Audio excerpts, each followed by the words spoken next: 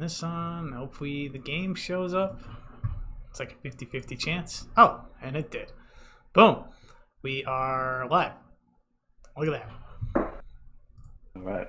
Sweet. Well, thanks for doing this. I generally would announce a guest, but again, I've been slacking on who the next guest is going to be. So if anyone has any suggestions, feel free to reach out. I've been meaning to have Grant on the podcast for quite some time, so it kind of worked out that I didn't have a guest because he was going to be on anyways. So, but I don't really have any idea who the next person's going to be. So if people have suggestions, or if you have a suggestion, Grant, just let me know. So. Okay, I put a couple in mind. Yeah, keep a couple in mind. And so, yeah, thanks for doing this. Yeah, man, thanks for having me. Yeah, so we'll just, I always do the general questions. You got most of the questions in advance, and you were able to kind of phrase them in a way that makes a little more sense too. So we'll get into the general questions and then a little more specific to you later on. So let's just start with it. Okay. Yeah. When did you start playing THPS, and which game was it? Started playing Tony Hawk in, I think it was kindergarten, whatever the year was. I was playing Tony Hawk Pro Skater 1. My brother had just started skateboarding, and of course, his friend got a skateboarding game. That was Tony Hawk. And he showed it to me, and I was like, whoa, cool game. So Tony Hawk 1. Tony Hawk 1. And which system? Oh, N64. N64. Okay, I don't know if you said that. But cool. So Tony Hawk 1, N64. What was the follow-up? Did you just jump into the second one then? Oh, yeah, the second one was super crazy. That's when I really got into the game. I didn't play it anymore, or less casually, but that one really got me into skateboarding myself, actually. I mean, I was terrible. I was a little kid, you know. But I got more serious later on, like around middle school, and actually started doing some cool stuff. But I went for 2, 3, 4, 5, or Underground 2, American Wasteland, Project 8, and then I didn't play after Project 8. I didn't even know what the next one was. I kind of just stuck with Underground because of like the area in time where things were. I kind of stuck with Thug 2. Played a little bit of American Wasteland online, but not a lot. So were you playing them as they came out? Yeah, as it came out. Oh, wow. Okay, damn. Dude, you've been playing longer than I have. Yeah, it's crazy. Yeah, because... I get very casually at the start. Like, I wasn't trying to do boost plans in Tony Hawk 1. Yeah, got it. So the first THPS game online, and was it with broadband or dial-up? It was Thug 2, and it was with broadband. Broadband, got it. Yeah, you got lucky with broadband. So Thug 2, what made you wait till Thug 2? I'm just curious. My mom didn't allow me to get a network adapter. That's what made me wait. Oh, okay. Did you get it when? Yeah, I don't know. Did you get it when you first got the game and went online, like when it was at its peak? Then? I can't remember the exact date. I remember the first time. Dude, that was it was really shocking. Like the first time I joined a room, it was just the first random room I could see. I got the network adapter plugged in. I got it working. It took me forever to get to work. I joined a room. This guy had like a flashing board with flashing wings and was like floating. And I was like, okay, I'm terrible at this game. I thought I was great.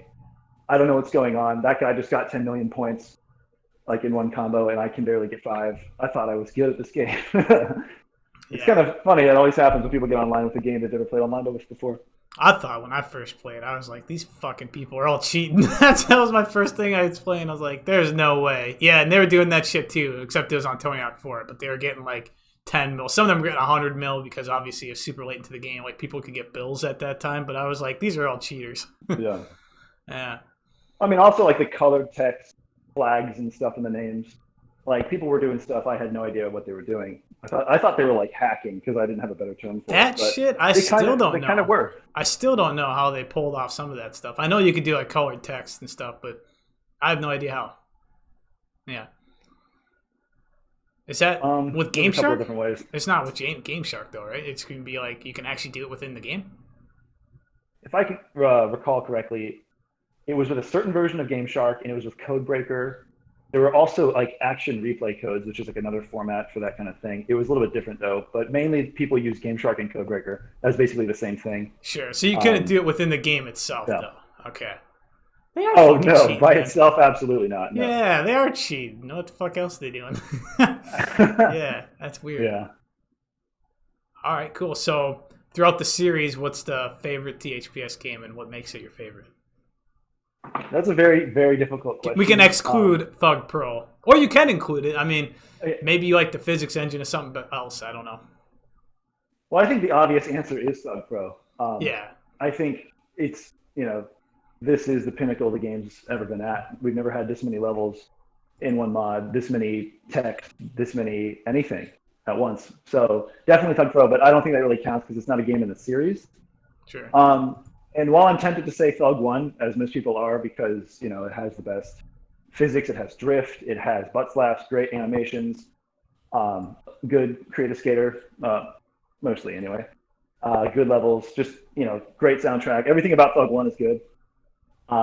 But in terms of the most fun I had, which is what I tend to determine whether or not I like something, I'd say Tony Hawk 2, because the hype for that game was incredible. I mean, I was a little kid playing Yeah. Tony Hawk 1, and I remember I was at the ECSE, the East Coast Surfing Championship in Virginia Beach, where I grew up. I remember I saw this giant banner on a half pipe that said Tony Hawk's Pro Skater 2 coming soon, and I was like, no way! Like, I didn't even think about another game coming out, and it was so crazy. I was so excited for that game, and I remember buying it like with my brother and like just playing all night. It was so much fun.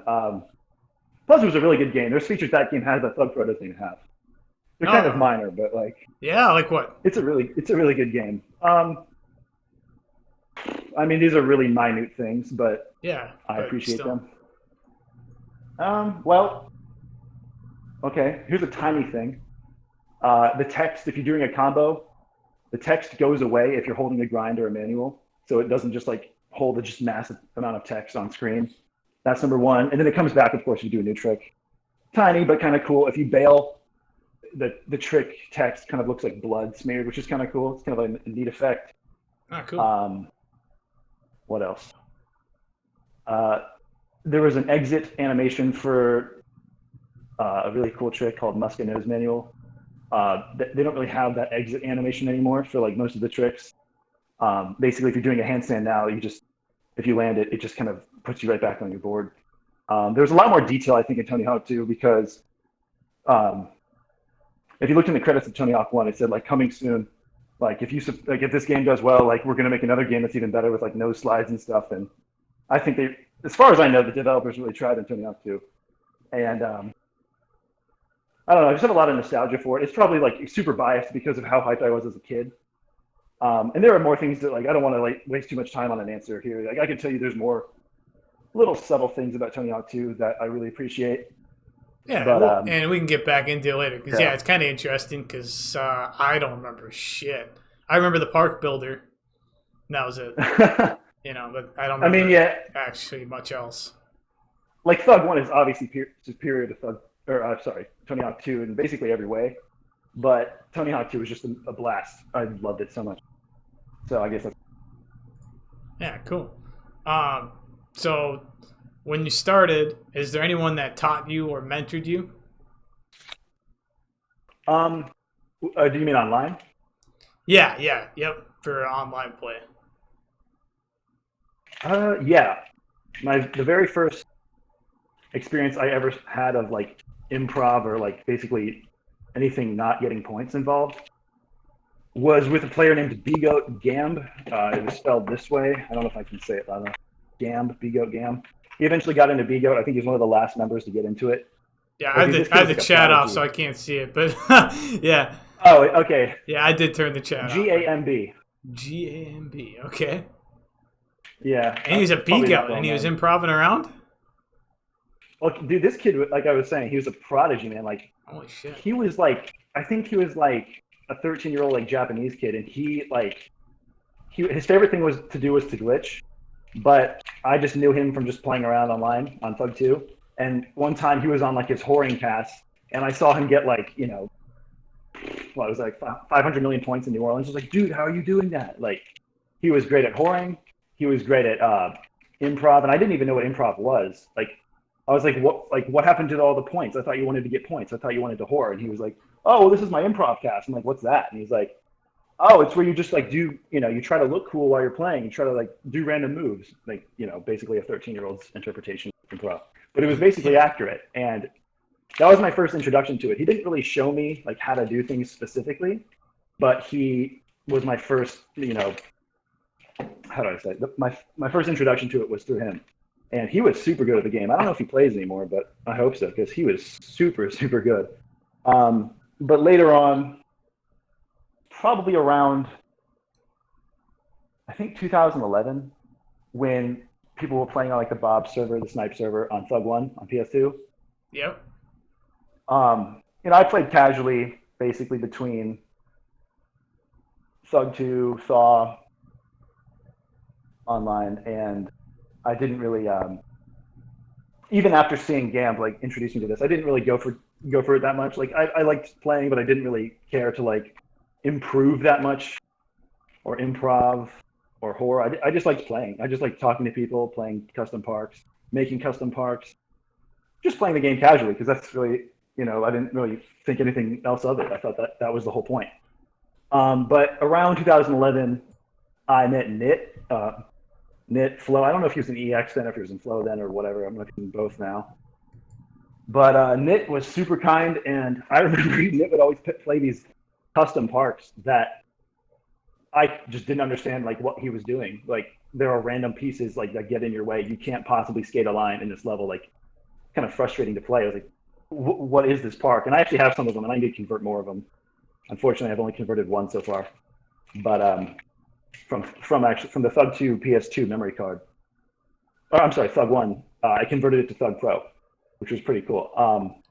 But he played these parks that I didn't understand like what was the point, because there were like random objects in your way everywhere you turn. And I was like, how do you even play this level? And he was like, oh, I'll show you. And I was like, oh, is this that improv thing? And he was like, yeah, basically, I don't know if he remembers this, but I was like, whoa, that looks really cool. I actually want to try that now. And so basically he taught me a lot of things like, spin this way on this trick if you want to. Anyway, you don't have to. Butt slap. I already knew what butt slap was, but I wasn't really good at it. He kind of helped me with that. There's a lot of things he helped me with. So Nit was really, really helpful in terms of getting me to go from like casual player that knows about the game but doesn't really care to like, okay, I'm going to try to be more aggressive now. Nit, and then without question, there's no question about this, Buck. I would watch Buck's videos, even in the same time frame too, around like 2011. I would watch THPS videos. Shout out to Seawalk for keeping that going. I would watch a lot of videos, and I always noticed that Buck's were really good. I don't know if I was subscribed to him on YouTube. I don't even know if he had a channel then. I can't remember, but I would watch Buck, and I was like, this guy is always making better videos than everyone else. And I was like really stoked to finally meet Buck on THUGPro. And I was like, whoa, dude, like you are so good at this game. And so over a long period of time, just playing with Buck, he's just incredible. Like when you watch him play, he's super, super skilled.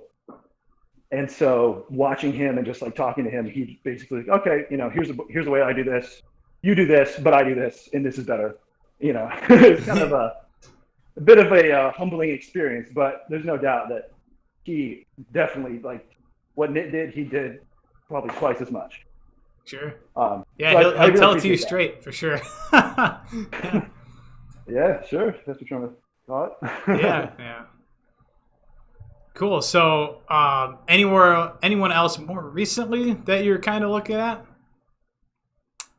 for learning? Or are you pretty much like on your own thing now? Now you're just kind of tweaking your own style. I'd say that's probably just doing my own thing at this point. I mean, I definitely I observe players. I watch players. Like I've always had great times chatting with Alec. Like we always laugh a lot. And I don't play like Alec at all, but I can appreciate, his perspective and the way he plays. Just in this game alone, I know. Should I be like playing, by the way, or no? I'm watching other people, but I mean, it is your podcast, so I mean, yeah, we would like to watch you play. Plus, the reason that I asked that question, if you're kind of doing your own thing, it kind of seems like you are, because you're, in particular, like this cast and a couple of the Australia videos you made. In particular, there's one with like this Ghost song, the band Ghost.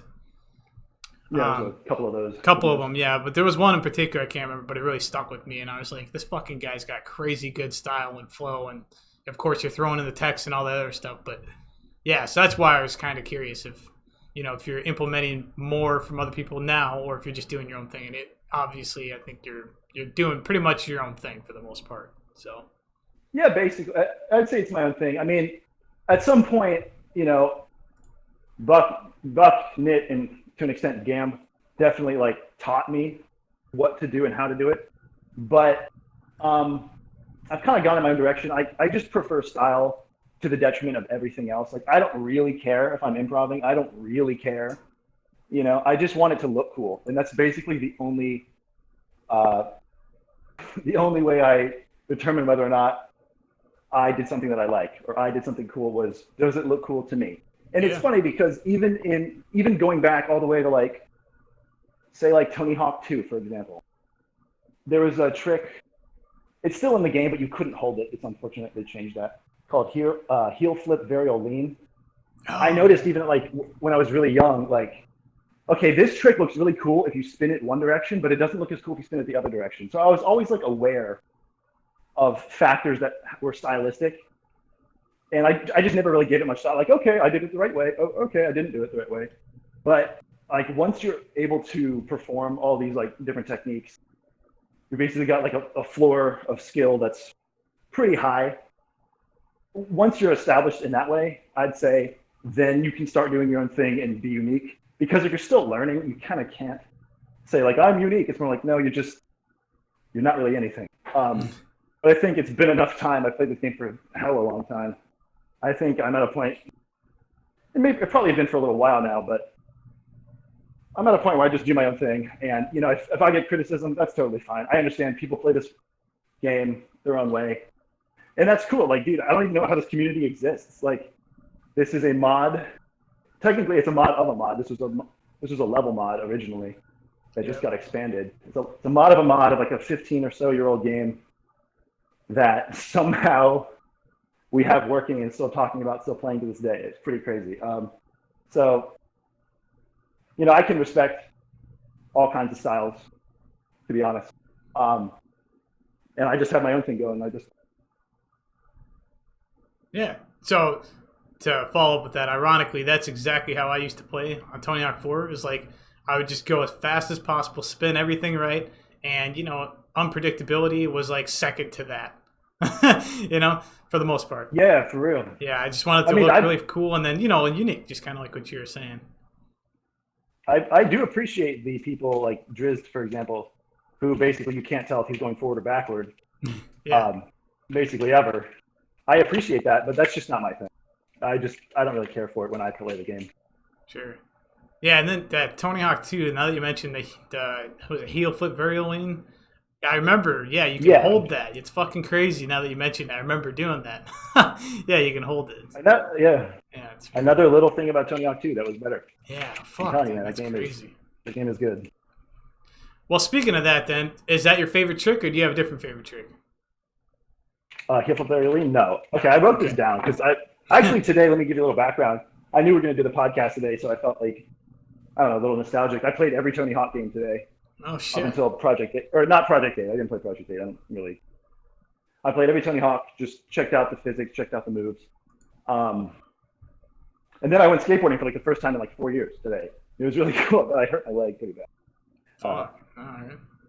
The older you get, the more that fucking board really hurts when it hits you, man. Like, ugh. Yeah. But it was really fun. I had a blast.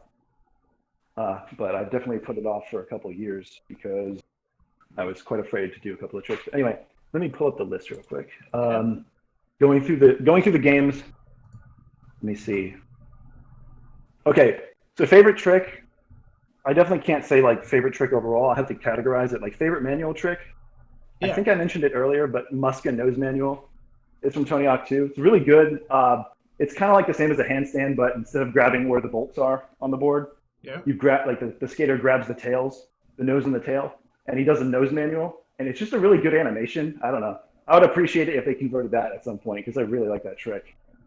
So that's favorite manual. Let me think. From Tony Hawk 3, there's a grab trick called Rodeo Clown, which, oh my God, this trick is awesome. It looks really ridiculous, but I think that's probably why it's so cool. It's basically like a swimmer. Do you know what the swimmer is? Yeah. Okay, it's like that. Like you grab the board, like you kind of lay down flat on it. Instead of like making a swimming motion with your arms, you grab it, and the longer you hold grab, your character does a like a roll. I don't know if I can describe it perfectly, but you basically roll continuously, like to the left or right, whatever it is. You just continue to roll and roll and roll. And so if you spin while rolling, it just looks like your skater is like doing a continuous 360 flip like with the board. It looks really cool. Oh, So yeah. that's definitely my favorite like grab trick. Fuck. Um, I don't remember that at all. Which is pretty sad because I played the shit out of Tony Hawk 3, but just, offline. oh, you don't, man, Rodeo Clown was such a good. I remember the name, Um, though, which is pretty funny. I remember the name, so. Rip. yeah, so, well, you should check it out. It's Fuck. I should play that again. Yeah. Play that PC modded maybe I could version make of like it. maybe I could make a video of like favorite tricks throughout the series or something. Anyway, Yeah, make a video of like all the another one. unique tricks specific to like one game. I mean, Lick It Up is really cool too. It's like a very close second to Rodeo Clown is Lick It Up from Thug One. There's like the Kiss, Gene Simmons guy. Yep. Lick It Up is good. There's also, again, coming back to Tony Hawk 2, my favorite grind trick is called Benny Finger Flip Crook. I think it was like Jamie Thomas's special move, but I mean, you can have it on anybody, but Benny Finger Flip Crook, it was basically, if you know like the little secret combination in this game, the Benny Finger Flip, it was doing that while grinding, and then you just like stay in a crooked grind. It looked really cool. Damn. All right. That was a really good trick. I hope they can convert those. I know they probably have to use the Tony Hawk 2X tricks animations because that's kind of like from Tony Hawk 3 or 4's engine or something like that. Because they probably can't convert, Tony Hawk 2 animations. It probably is like five joints in that skeleton. It'd probably be a fucking bitch to do, yeah. It'd probably be way easier just to make it themselves at that point. Yeah, I don't know, probably, yeah. Well, I don't know. I shouldn't say shit because I don't know anything about it, even though I've talked to them. I still don't understand most of it. Gon would know for sure. Yeah, for sure, yeah. It covers the grind, the air, and the manual. Are we missing anything? What grab was Rodeo Clown? I think air trick. Yeah, well, just the standard, like, air trick, yeah. That's hard. There's one called Spidey Varial, which was Spider-Man's special trick. Oh, shit, I remember that. Yeah. It was called Spidey Varial because it couldn't fit the actual name in the text section. It was actually called Does Whatever a Spider Can. And he like shoots his web out, grabs his board, and it comes back. Yeah. I thought that was really cool. It's pretty similar to Grapple Grab, actually, because people love that trick. And I think it's like, honestly, very similar. Yeah. Fuck, I remember that a little bit, too. It's actually kind of interesting. There was Does Whatever a Spidey Can in Tony Hawk 2. And then there was Force Grab from Darth Maul in Tony Hawk 3. And then there was Grapple Grab in Tony Hawk 4. And they're all kind of the same trick, sort of. I mean, they're different, but like they all have like a board fly away from the skater and then come back. Yeah. So that might be my favorite air trick. Cool. All right, let's get into videos. Favorite video and then video series, or if they're the same thing, that's fine too. Do you mean video of mine or video of somebody else? Let's do video of someone else and then series, and then let's see about yours, or we can do that later too. Because I mean, there's gonna be a little more things specific to you. Let's do that right now. So favorite video series, and then a favorite video of yours. Okay, favorite video. I think at the moment, anyway. I mean, this might change, but yeah. There was a video by Knit. It's basically just like I don't even know if it was like supposed to be like a super good video or anything. Maybe it was just like a compilation of clips, but it's called NITHPS. And NITHPS with a combination of THPS plus the word knit. Thug Improvs 2012. Like that video is just so good.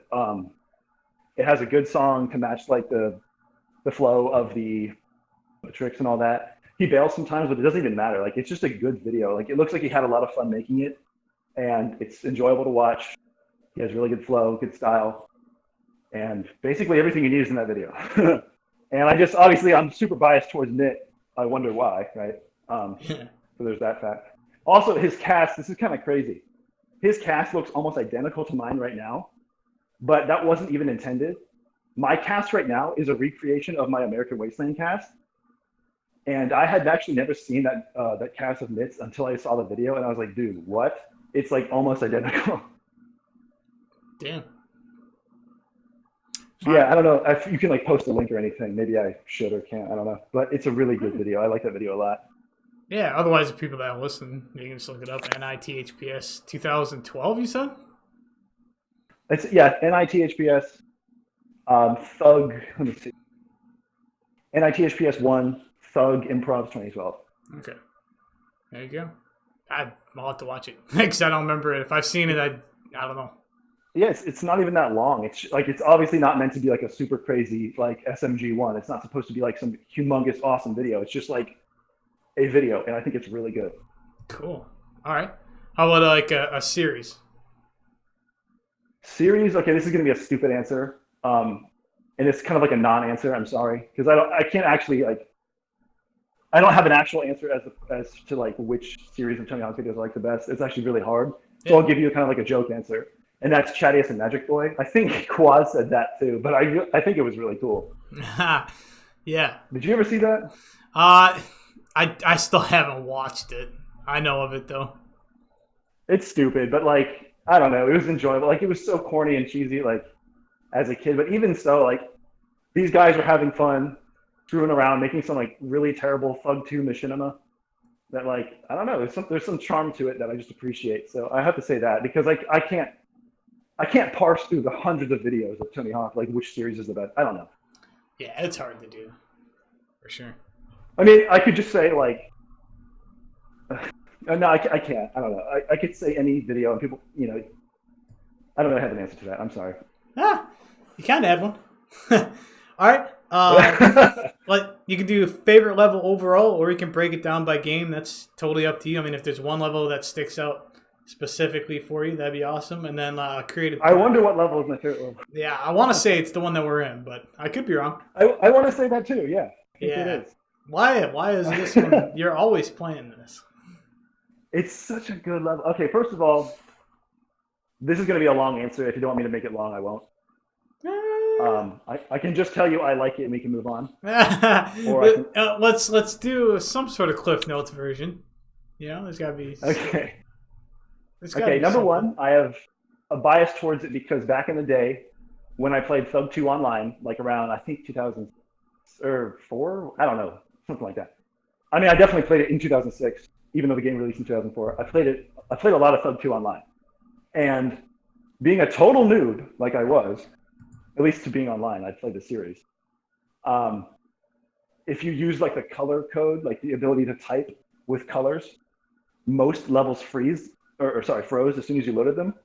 And this level didn't, and so training didn't. I think Berlin froze. Pretty sure New Orleans froze. There was only a handful of levels you could play if you had like the / color code enabled. And so of course I wanted to show off how cool I was. I can type in color, so I only played the levels that let you type in color. It's really stupid actually thinking back on it, but whatever. That's what new players do. They like to show off, and that's fine. Also, basically, the group of people, which eventually became a clan, that I eventually joined, like always played Australia. They played Australia in caps, and that was basically it. And I didn't really question it. I liked Australia. Also, this level is like visually pleasing. There's like an ocean. It's constantly bright. I noticed that, like, kind of obvious. Of course, it's bright, but like, if you play a creator park, there's like 4 big light sections. If you look down at the ground, and like if you make the park really big, there's just dark areas in the corners. And I tend to just not like the dark areas. And like the brighter areas look good, but this entire level is bright, so maybe that contributes to it. Sure. Also, just like in terms of the geometry, like there's constant quarter pipes everywhere, which are close to walls, if not always attached to a wall. There's really, really, really easily bonkable big rails. There's multiple levels, so there's tons of walls. It's just really good. I mean, people say that about Manhattan. Like, Manhattan's a great level too, but I don't know. I just have a huge bias towards this level. I play this level probably more than anything else. And like, the more I play it, it's just the more I want to play it. I know, like, it's kind of stupid for me to say that considering like I'm part of the group of people. It's like, when is Downtown coming out? When is Beverly Hills coming out? I'm really stoked for those to come out, but I know I'm just gonna be playing this too. Cool. All right. How about a favorite creative park?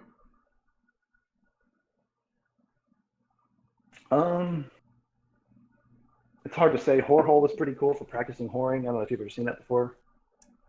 It was a THUGPro park. I don't think so. I can actually change level to a creative park, but I don't want to crash us because it reduces your frame rate pretty significantly. Oh, really? What's it called? Is it one you made? Oh no, I didn't make this. Well, it was a park made by Evil God. I don't know if you know him. It's the one that has like the stacked boost walls and the stacked rails. Again, that thing will almost crash nearly anybody that can crash. And let me see, is Luke in here? No, Luke must have crashed. Well, we definitely crashed Luke if we change to it, that's for sure. There is a park. If you want me to, I can change to it. Basically, the clan. Wait, what? I don't know. I mean, that's up to you. We could risk it, and then if you crash, we just restart and host Australia again or something. Okay, maybe. Well, instead of going to that, I can give you a second answer, which is there was like a clan park made by Diablo. I'm not sure. Just do it. There was a clan park made by Diablo. I'm not sure if it was the same Diablo Fun. It might have been. He made it for like the clan that I was in Thug 2, and we just played that level constantly. It wasn't even that good in terms of like today's standards, but we liked it, so I'm pretty biased towards that. Let me see. Change level. I have to find the name. I hope I have it saved on here. Creative park. Okay, no, I don't actually have it.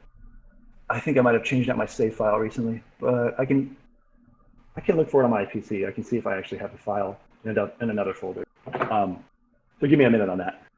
Sure. Do you still want to by the way, while you're doing that? Oh, you can ask me a question. Yeah. Yeah, I just didn't know if you're up for multitasking. Since we're only like not even quarter way through these, so figured we would keep going. So you've had some influence on the game and helped with fixing bugs and making changes and suggestions. Like, what did you all do, and were they implemented completely the way you wanted them to be? Sorry, can you repeat the end of that question again? I was just responding to it. Yeah, so I was just seeing, like, were they implemented the way that you had wanted them to be, that, you reported that this was happening and then it was fixed, and was it totally fixed? Well, I can say, yeah, I've had a significant hand in the game, I'd say. I mean, props to the coders. It absolutely, all the credit goes to, Gon, Quaz, Morton. All I can say is I've reported bugs and I've made suggestions and this, that, and the other. I can't say that I actually did anything, but to the extent that suggestions and reports count, yeah, I've done a lot. Let me think. I mean, I remember when I first discovered THUGPro, dude, I went crazy with it. I couldn't believe it was real. I was like, are you kidding me? Like, I thought the game had totally died. This was like 2013 when I found out about it, and I was like, oh my God, this is like the coolest thing I've ever seen. So of course I bothered the hell out of Quaz. I think he put me on ignore on Skype or something. I just like, dude, you got to do this. And rightfully so. I probably messaged him like 100 things every time he like responded like with one sentence. I said like 100 things. So I was just geeking out so hard. And so that's probably why he like ignores me. But even so, like talking with Gon, talking with Morton, there's a lot of things that I've like tested, suggested back. Also, I don't know how to approach the subject matter, but it's very sad. But Chase, unfortunately, no longer with us. I actually did a lot with him too back when he was on the team. We tested a lot of connections because back in the day, I think it was when you had to have like a login with a password, and it had to get verified with an email or whatever. Do you remember that for THUGPro? No, I probably wasn't even around. I didn't start playing THUGPro till end of 2017, early 2018. Okay, I guess you could call it like the alpha. Like basically when this whole mod started, to play at all, you had to like have an email verification thing. And sometimes it would fail, so people couldn't play, even though they wanted to, even though they were accepted by the email thing. Let me see. There was a lot of problems with that back in the day, and so I did a lot of like testing with Biohacker, basically, Chase, and he would just send me files, just like, okay, run this, click this, type this, do this, test, test. We just do that over and over just to test the connections. Because a lot of times people couldn't join rooms. So that was a pretty huge issue. I like to say I helped with it. Obviously, he was doing all the coding, all the work is on his side, but I like to help out if I can because like this game is awesome. So if I can help it do better, I want to do that. Let me think. I there is a certain technique I like to use a lot. Guess what it is? BHRA? Yep.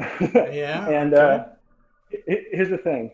I'm sure that was going to come eventually. Like, you know, making the suggestion, hey, you should add all the levels. It's probably like the most frustrating thing the devs can hear. So like, it's not very useful and it's not unique. It's not interesting. They already want to. Yeah. But I remember at some point, was it like 2014, 2015? I don't know what it was.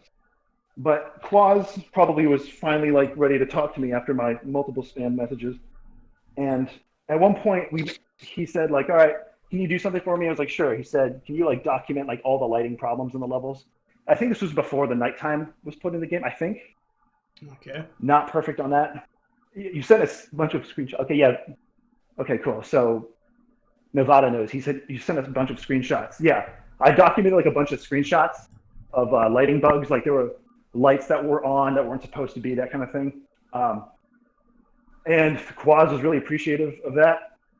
And basically he asked me, hey, like the next update's coming out pretty soon. Is there anything you want me to put in it? I was like, oh my God, now's my chance. Like, is there anything that I want to be put in this game? Yeah, only about 1,000 things. Yeah. But I was really excited because I was like, all right, I got to choose wisely here. I was like, can you add those land pivots from Thaw? You know, just the ability to do a pivot when you land. And he's like, sure, that's easy. I was like, all right. And so like maybe a week or a month or whatever, I don't know. When the next patch came out, he added that. And guess what? You can do BHRAs, the thaw version now, which I was so stoked on because I think those add like a dimension of gameplay that no other game in the series has. Right. So out of all the things that you had suggested, is there like a top thing that stands out to you that you had the devs implement? In terms of like things that were already going to come, probably like BHRA, I'd say it's BHRA. But in terms of like minor things that were never really part of the series, I recently suggested to Morton to put like a number associated with each hue, saturation, and value, for like when you're scaling and making like your shirt different colors, stuff like that. Because that never was part of the series, but like it's kind of frustrating to create a skater, and to be like, oh, I want my scales to be the same, or oh, I want to tell my friend like what the color of my shirt is, whatever. But you couldn't really do it because there was no way. Like, oh yeah, it's just a couple of button pushes to the right and then to the left. Like you couldn't really describe it. But now that there's numbers associated with it, you could say, oh, my color is 15, 25, 98, and then you have the perfect reproduction of like the color, the scales, you name it. So that was pretty cool. That was never part of the series. So I was pretty happy to see that. That's a pretty good idea, for sure. This was never part of the series, but I think I told Morton this, or maybe Gone. I think it was Gone. I don't know. This was many years ago, so I don't actually remember. But one thing I was really stoked on was the ability to choose your jump trick, which is like, your boneless, fast plant, bean plant, or Mike V boneless. Is that the one that Drizzt used all the time? The Mike V one? I guess so, yeah. But the thing is, in the game, you were never able to choose that. It was always like a default. I think like in Tony Hawk 3, the default was like fast, and then in like Tony Hawk 2, it was boneless or something. But you were never able to choose. But I was like, hey, those are all in the game. Can we please choose? And he was like, yeah, sure. And I remember Don made it in like 5 seconds. He left the created park. He joined back in the room. He's like, hey, I can do them all now. I'm like, dude, awesome. So that was cool. There's probably a long list of this, but I don't want to get too far into it, unless you want to. I think do a couple more. The top answers. Because some of these things people might not even know about. Like if they're watching, they might not know you could do some of these. So you may as well like a couple more if you want. Okay.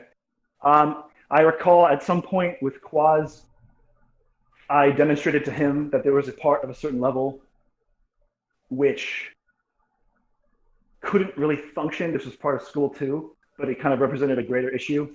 There used to be a large cooldown in between your ability to do sticker slaps or wall plants. Like it was like maybe like 0.75 seconds, or maybe it was like a second and a half. I don't really know, but it was long. Like if you went from one wall to another, you couldn't sticker slap or wall plant up. You know how people like go in between buildings and stuff? Yes. You know what I'm talking about? Yeah, That wasn't possible. Yeah, there was too long of a cooldown. Like the game did not let you perform another one for like another half second, and so he greatly reduced that. I think that was Quaz. I just said, hey man, like if you don't mind, maybe change this, and he did, and so that was great. I really appreciate them listening because I'm sure they get flooded with BS every day. So yeah, you're right. It probably like, hey, was Quaz. Yeah. I think it was. Yeah, and I really appreciate him for listening because I know I bothered the hell out of that guy. So bad. Yeah, he gets. Even I've asked him shit. I'm like, bro, put this in, do this. It's probably like, Jesus Christ. Like, imagine trying to like, I don't know, prioritize all that shit, and let alone implement it. You know, that'd be like impossible. Imagine not getting paid. Yeah, not getting paid either. Jesus Christ. Yeah, that's the funniest part of it, to be honest. Yeah, gotta bow down to them. Yeah, no, I really appreciate them for sure. Yeah, well, let's go on.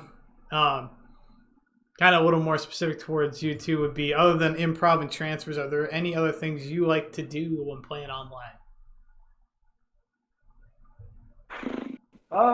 Improv and transfers. I don't really do transfers, and to some people's descriptions, I don't even do improv. So I don't know what I do. Sure. What's something that you like to do that other than doing what you normally do, which is play this level and do style and all sorts of crazy shit? Yeah, good point. If it counts, a lot of times Alec and I, for example, we've done like screen share and like made caps together. That's pretty fun. I don't know if that counts as playing online because you're online and you're playing, but you're not really playing the game online. But that's an answer. I like making parks together. We don't do that too much anymore, but like that is very fun. So making parks, sometimes I just get on to talk, like I'm too tired to actually play the game. But I just talk with people or I watch, like OBOB is really fun. I've gotten into that recently with Luke and Puke. And even Jens, I got Jens to do it the other day. That's pretty cool. Yeah, I used to like kind of be afraid of OBOB because there's just like this weird observer effect that sometimes happens to people. Like it doesn't happen to Alec apparently, but it happens to me, it happens to Buck, it happens, at least Buck said it happens to him. It happens to Nevada. I know that, like, if you know someone's watching you, you can do something 100 times in a row, but then observe me. Oh, and I can't do it anymore. And that used to be a problem, but now I just do OBOB all the time. And now I have a lot of fun with it. Like I've kind of gotten over that and I just really enjoy it. So OBOB is definitely an answer to that question. Yeah. Yeah, and then the creative park thing, I mean that's still a good answer. I don't know many people that make parks together, via screen share. So it's a cool idea though. Yeah, I think let me think. Talking is pretty cool. I mean, the game serves as a platform for people to like come together who are probably pretty different and far away. And just talking alone is pretty cool. I mean, I remember having conversations on THUGPro, that ended up in friendships that lasted a long time. I had nothing to do with the game. So talking is a big one, I'd say. Yep. Yeah, talking. That's what we're doing right now. Talking. Yeah, true. Talking's always been a huge part of it, for sure. By the way, am I coming through clearly? I'm still with the headset right now. Is it all right? Yeah, whatever you're using is working just fine. Yeah. Yeah. Like if I get up to get water, I'm not trying to like, I'm filling up with water right now. And if I drink it, can you hear it? I'm not trying to like have you hear every single thing I do. Like, I don't know if it's too loud. Yeah, no, you're fine. Okay, cool. So let's move on. So if you could change or add anything on THUGPro, what would it be? Well, let me get up the list of 1,000 things again. Yeah. I mean, a ton, but like, so I gotta say, like, I'm really grateful. Oh yeah, I knew Nevada would say this. Bert Slide. I knew he'd say that. I know you don't have chat on, but I knew he would say that immediately. Yeah, Bert Slide's pretty cool. Is he chatting in the game? Yeah. Oh, okay. Maybe I should turn it on now. It's whatever. what is my gross? But anyway, what to add? Dude, there's so many things I want to add. Where do I begin? First, let's get all the necessary ones out of the way. All the levels, all the tricks, all the techniques, like Tony Hawk 4 boost, or not, or sorry, what's it called? What's the thing in Tony Hawk 4, like the wall ride boost plant thing? Like, you do a wall ride, you go into a manual, and then you do a boost. Oh, like the manual boost plant? There you go. Okay, that's it. Manual boost plant. Yeah, that'd be cool. Like maybe the American Wasteland flat, or what's it? Parkour. That's what it's called. Maybe though. I don't know. That's kind of goofy to me. That's kind of getting. It's kind of jumping the shark at that point. Like just being able to spam backflip. I don't know. It's kind of weird.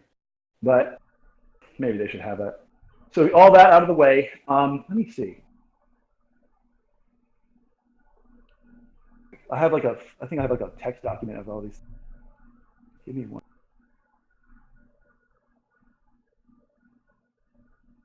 Oh, well, okay, I don't want to spend too much time trying to find that, but BHRA after zero is huge. I've been bugging Morton about that for a couple of years now. I would really like that. I mean, it's kind of in line with the way Thug 1 operated. In Thug 1, you could just land and do a boneless, and you would restart a combo after zero, and it would just keep going. Like you could just make new combos happen. There was double tap. I know they don't want to add that, and I respect that because double tap is just stupid. You can get 1 billion points in any level. Yeah. It has a grind rail. Let me think. So would the BHRA just continue your combo then? Is it like so it would keep the trick string and everything going, or are you thinking just it would still end the combo but it would start a new one? I'm fine with either iteration. Either it ends the combo and starts a new one, but you're able to keep playing, or continues the combo. Either or, I'm fine with. But that's just a personal one. Let me think. What is this guy saying? It's gross. 1 second, sorry.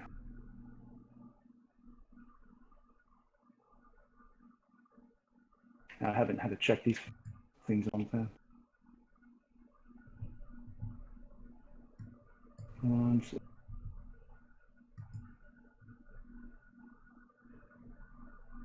That guy's being weird. All right. Okay, so sorry. Back to the things to add. Yeah.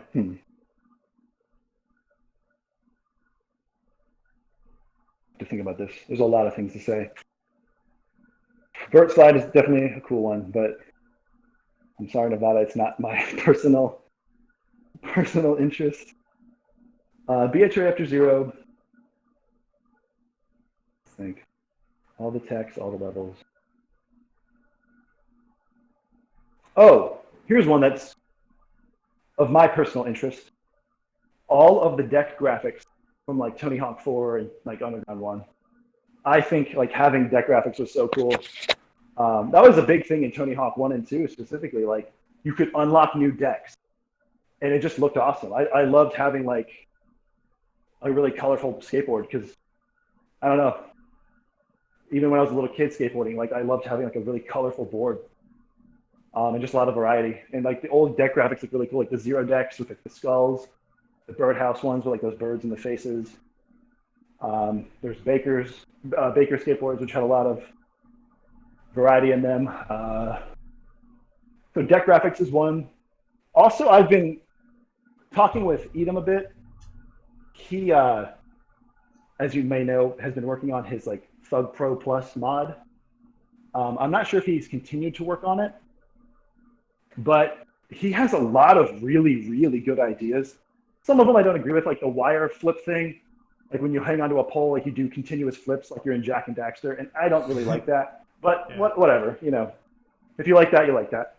But dude, oh my God, he enabled like the coolest stuff. I was talking with him pretty extensively when he was working on it. Again, I don't know if he still is, but he was adding things like triple tap grabs, like triple flips. Like you could basically do, let me think. You could do like a varial kick flip, single tap, that's normal. Double tap becomes a 360 flip, that's normal. But you could triple tap it and it become a 540 flip. Now that's typically only a special now, but in his mod you could do that. And I thought it was really, really cool. Yeah, or you could do like triple tap grab triple tap grab like do Japan and then Japan 1 foot Japan, and then the triple tap was like Bam Bam Air or something like that. It was really cool. Like the animations really flowed together. Like we talked about it for a while. So maybe some variation of that. I showed it to Morton and I showed it to Gon, and I like screen shares. Like look at like all this cool like innovative stuff. You can like triple tap, triple tap flip, triple tap grab.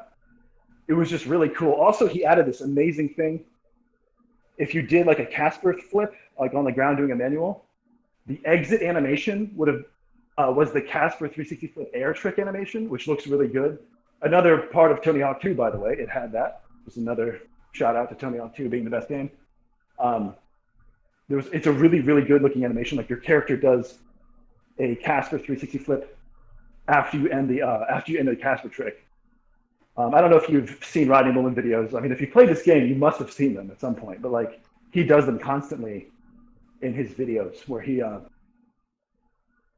doing a Casper on the ground and he does a 360 flip out. Do you know what I'm talking about there? Oh yeah, when he throws it around and then lands on top of it. Mm-hmm. Yeah, it's fucking crazy. How about more specific? I mean, this is going to be a really hard thing to add, but like even more specific than like, oh, this triple tap grab or this triple tap flip that didn't exist previously. The ability to customize every single iteration of your grabs and flips. Like currently, I think, like take any example, like Stalefish becomes Stalefish Tweak, right?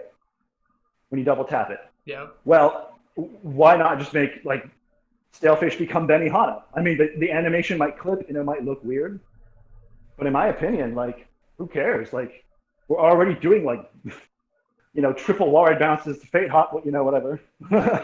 So, does it really matter? I think more customization is better, personally. But maybe there'd be a problem with that. I know Morton doesn't want to add like too much goofy stuff, like no out of bounds cheats, where you can just walk around in the background. Like, I understand that. He wants to have it more of a streamlined kind of game-like situation. But I think being able to customize the tap variations of each trick, that would be huge. I would really, really appreciate that. I think that would probably be really difficult. And the last thing I'll say, I don't want to take too long with this question, but in American Wasteland, you could do what I'd say is a sort of a vertical, not wall plant, but like vertical wall plants and vertical sticker stops and wall plants. Basically, if you're going off a quarter pipe, and like how you can collide with a wall like in the air when you're traveling like left or right in the air. You know what I'm talking about? Briefly, I guess I kind of can. It's weird, but I can kind of mentally visualize it. Okay, well, just observe me real quick. Yeah, we're watching. I'll just show you real. Yeah. Okay, just very small thing, but if you travel off a quarter pipe into a wall like this, see, I hit the wall. Yeah. You would be able to do a wall plant or a sticker slap during like the sideways air. Oh, sure. Instead of having to hold R2 and hit at that specific angle. Yeah. Yeah, because you can't actually do it unless you press R2, unless you level out. But if you're inverted like that, in American Wasteland, you could do it. And there's just been so many times when I've been trying to get clips where I realized, like, man, if I had that, that would have been so cool. Like, that's a really big thing. Like, it might seem kind of small, but I like small quirky things, changes like this. So I would really appreciate that too. That to be added. I don't know how difficult it would be to add that. Probably harder than we could imagine. Yeah, they could do it. You never know. I hope so, man. That's a really cool thing to me. Yeah. Cool. Well, kind of bouncing around somewhat, but you had said you did skate in real life. How serious did you take it, and what tricks could you do? I was never a pro skater, that's for sure. Basically, for the first 4 years, I was absolutely terrible. I just rode around. But around middle school, 6th, 7th grade is when I really started to get kind of semi-serious. I remember Christmas of 7th grade, actually, Christmas Day, I landed my first kickflip and I was so happy about it. I was like, yes, finally. And from that moment, I learned a lot of tricks really quickly. I could do a varial kickflip, double kickflip. That was really fun because they looked so cool. Let me think. Heel flip. Eventually, like high school, I could do a frontside shove it. Those are actually kind of hard sometimes. I don't know. Isn't a heel flip hard too? I mean, you have a high chance of getting credit carded, at least in my experience, where like you basically land on the board standing up and it goes up your something else, and Yeah. it hurts really bad. Yeah. But it's Fuck not all actually that that. hard. Yeah. Yeah, I don't want to do that. It took me a long time to do 360 flip. I don't know why. I guess I was just like a weak middle school kid. I don't know. I couldn't do it. But in high school, I learned how to do a 360 flip, and I was like, hell yeah, this is sick. Like, I was really happy about that. 360 flip in college, actually. I didn't skate that much, but during college, I could actually do a 540 flip. That was like my big claim to fame. It was just a 360 flip with an extra spin, and I was like, hell yeah, this is like the coolest trick I can do. That would be So hard, 540 dude. A 540 flip. It is. Can you consistently do them? I did 2 in a row one time, so I was stoked about that. I couldn't do them every time. Like, Yeah, it wasn't as easy as kickflip. That's starting to get to some pretty crazy shit. I I don't mean, skate yeah, personally, but I know a lot I of was really stoked on it. my high school buddies. Like, that would be something they'd brag about for sure. Yeah. Yeah, definitely. Like that was you really had to whip that thing around with your back foot. Like that was pretty intense. Um, the 540 flip. I would also mess around with like manuals and stuff. Honestly, like the most fun trick to me is just like a 20-second, 30-second manual. Like when you hold a manual, it's just so fun, and it just feels really good just to be like to manual across an entire parking lot. Like that's fun. Could you ever nose manual? Yeah, it's harder for sure, but Yeah. eventually I got the hang of it. I mean, if you can nollie, you can essentially nose manual. Let me think. I would do stuff like flat ground stuff because I absolutely adored Rodney Mullen. Like I tried Caspers and stuff. Ooh. I got some. What? Isn't that hard? Like to do like a manual into a Casper would be like really hard, wouldn't it? It is, but I mean, especially today, you can just Google how to do it like YouTube. Sure. I eventually could do truck stand, but I could only hold it for like a second, and that I don't know. I kind of cheesed it. It wasn't like an actual like. I didn't look like Rodney Mullen. Let's just say that. Like I tried it. Sometimes I like set up like off the board first. I was really trying to like do what he could do. Like I loved his handstands. I tried those. Dude, that's got to be I could never hard. get to his point. The handstand, just fucking skating and then going on your hands on the board? That'd be fucking ridiculous. Without touching the ground? Yeah, I mean, actually, it's not that difficult. If you can do a handstand off the board, as long as you're used to the momentum of a skateboard, you can do a handstand on the board. I mean, the hardest part is putting your feet back on without them touching the ground. That's very hard. But just to do a handstand in general, if you're a little kid, it's not too difficult to do a handstand. I don't know if I can do it anymore, but and I never really did grinds. Like me and my brother had a grind reel in our driveway. Like I could do like board slide, no slide, but like 50-50s are really difficult. I don't know. For me, I would always eat shit doing a 50-50. That was I was scared to hell of doing 50-50s because you just gain so much speed and it just flies out from under you and you land on the rail. It hurts. So I couldn't really do many grinds. I did some stairs, but not like a ton. Like I never did tricks downstairs. Like those are always just like too much fear involved. Yeah, fuck that. Like again, like I never went crazy with it, but like I could do a lot of flat ground stuff. Like I guess you can consider a 540 flip a flat ground trick. I don't know, but I would do them going eventually. Like it's one thing to do it standing still, but to do it going is like a real way to see it. Like okay, I can do it. Like to do a kickflip in the grass, it's standing still. That's one thing, but to do a kickflip while moving, like moving pretty fast, that's when you can actually do it. You know what I mean? Right. Damn. Yeah. Yeah, I never got into skateboarding. I did BMX. But even then, I never started doing crazy tricks because, man, you fuck up and you could really mess your body up. I was just like, there's no way I can do all that. Well, let me tell you something about that, dude. Yeah, I was gonna say, did you ever get injuries? Oh, from skateboarding? Hell yeah, tons. But actually, It's funny you mentioned BMX. I haven't skated in like until today for like 4 years, and like I went outside around my neighborhood just skating. Some dude comes out, I was like, "Yo, man, I saw you on your board. Like, I had to get my bike out. I haven't done this in forever." I was like, "Hell yeah!" So like, actually, I have a new friend, so that's cool. That tends to happen with skateboarding. Like, you make friends really fast. especially at skate parks. Like, I don't know if you ever like skated when you were younger, but like if you go into a skate park and like you and some kids were there, you can make friends really quickly. Yeah, Just well, I by being went a there on skateboarder. BMX bike, and they hated me because it was a skate park, right? But you could also technically BMX on it, so they'd get all pissed off when the BMXers are fucking rolling around in circles. But I mean, I respected bikers because like if you fall on that, you're gonna get oh destroyed. yeah, I You mean the know, height you can get you off can. off that shit is crazy versus a skateboard. Like I think the worst bail on a bike is 100 times worse than the worst bail on a skateboard. That's for sure. Yeah, it's just the height, man. I know one thing that like obviously like everybody has respect for each other to an extent at like a skate park, but the most hated group is probably inline skaters. Nobody likes them. Oh I don't know yeah. why. Well, then second to those Razor scooter fuckers. The Oh Razor my god, I scooter, forgot completely about that. Oh my dude. gosh, yeah. Well, actually, hold on. In Virginia Beach, where I grew up, there was eventually there was a skate park made at a place called Mount Trashmore, which is just like a giant like park.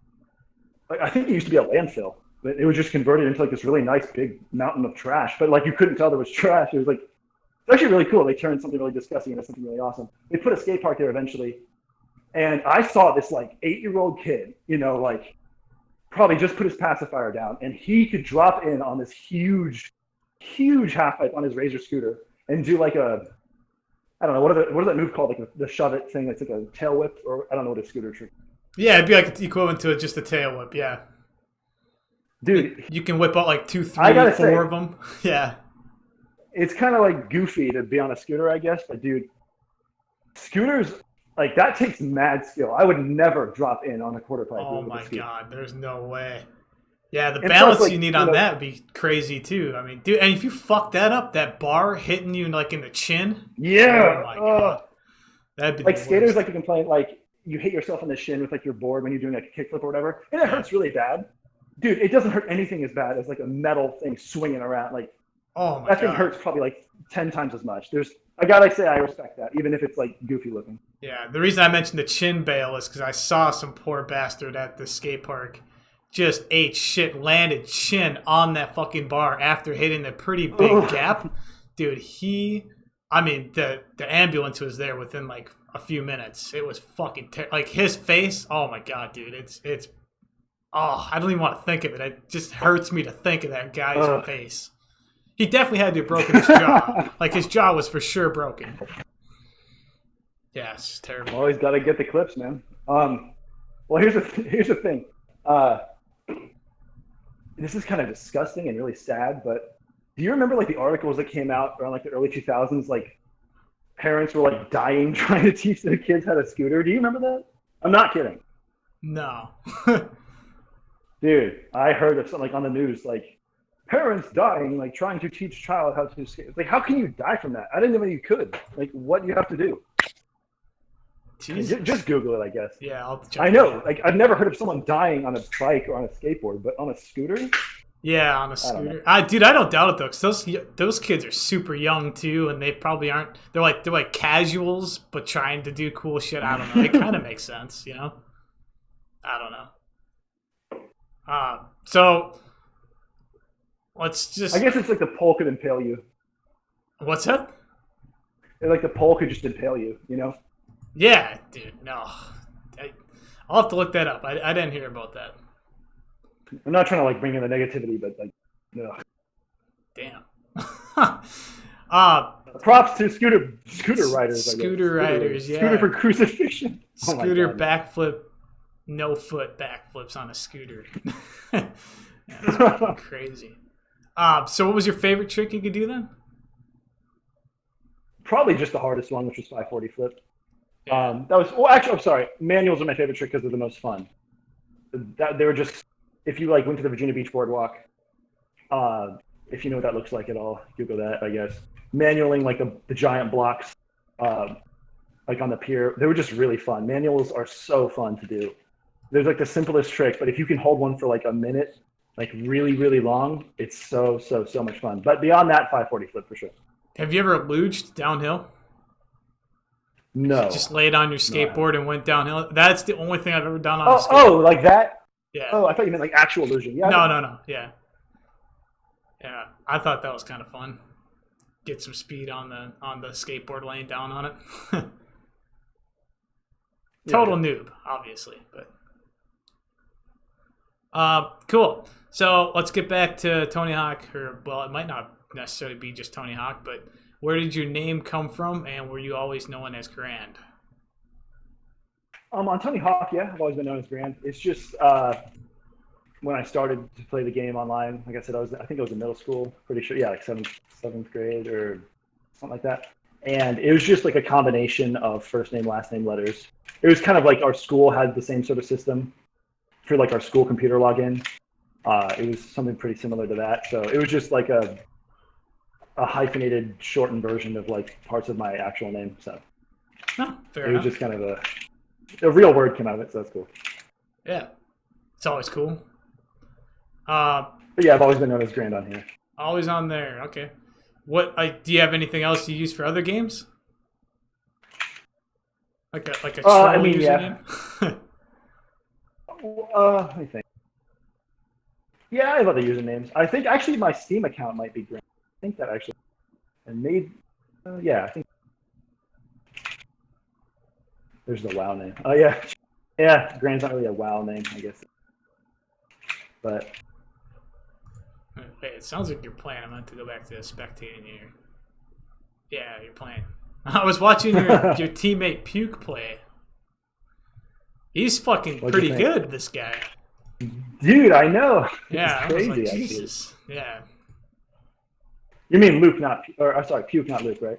Puke, yeah, Puke. I was watching him. He did some pretty cool shit. Oh yeah, Luke is good too, for sure. But dude, yeah, Puke. Whenever I watch Puke, I'm just like, what did I just watch? Like, are we playing the same game? Yeah. Anyway. So we kind of covered this somewhat, but we can just kind of re-clarify the progression of the game. So you knew about whoring, and then you got introduced to like more of the improv stuff by that Bigo person, and kind of took it more seriously from Knit. Is that pretty much where like? Is that pretty much how you want the progression to kind of be laid out? And of course, you had inspiration from Buck and a couple other players. But is there anything else we should know about the progression for you? Yeah. I was just played the games casually growing up. Got online, realized I was not as good as I thought in comparison to everybody else, and that's pretty standard. Got introduced to improv and like whoring, like actual details of whoring, not just like get a lot of points. It was more like, hey, don't use grind tricks, or if you do, don't really use them that much. Use tons of air tricks. Always spin, always flip and roll, always do this. Try not to revert. Like he actually told me the details of whoring, not just score big points, don't fall. So I was introduced to whoring and improv by Gand, and then later on, still playing casually, like, oh, that's cool, but whatever. Still playing casually up until like 2010, 2011. And then I played with Knit on Thug1 on like the Bob server. And he really like got me into it. I was like, wow, that looks really cool. Like, yeah, I don't even care about score anyway. So like, this is really cool actually. Like, doing techniques. Because, whenever you see a boost plant for the first time, you're like, that is awesome. I have to do that. Yeah. Like that is just, I can't not do that. Like, that's kind of like a Pandora's box thing. Like I have to be able to do that. And like, he really taught me a lot. So after like learning from Knit, I went on playing, I guess, my own way, and then seeing videos of really good players, specifically, of course, Buck. Playing with Buck being brutal, but honest. Like, okay, here's how you get really good, and like here's what he does. It was always good to watch him play and like hear his feedback because he's super knowledgeable about this game. Like, people might have their opinion about Buck the person, but Buck the player is extremely good and extremely knowledgeable. There is no denying that. If you don't think that's true, you're simply wrong. He's like one of the best players that has ever played this game. And so getting to talk to him after seeing his videos was like humongously helpful. Yeah. I think that covers it pretty good up to where you're at now. I mean, I guess now it would kind of be like your inspiration for playing and getting better. Like what's keeping you going? Basically the same thing that did before, I guess, was just seeing people do crazy stuff. Seeing people do stuff I never thought about. I still do casual play. Like I just play, like I just get on for, anywhere from like 5 minutes to like an hour, whatever. Sometimes more, sometimes less. And I just play around, and sometimes I do something completely new I've never done before.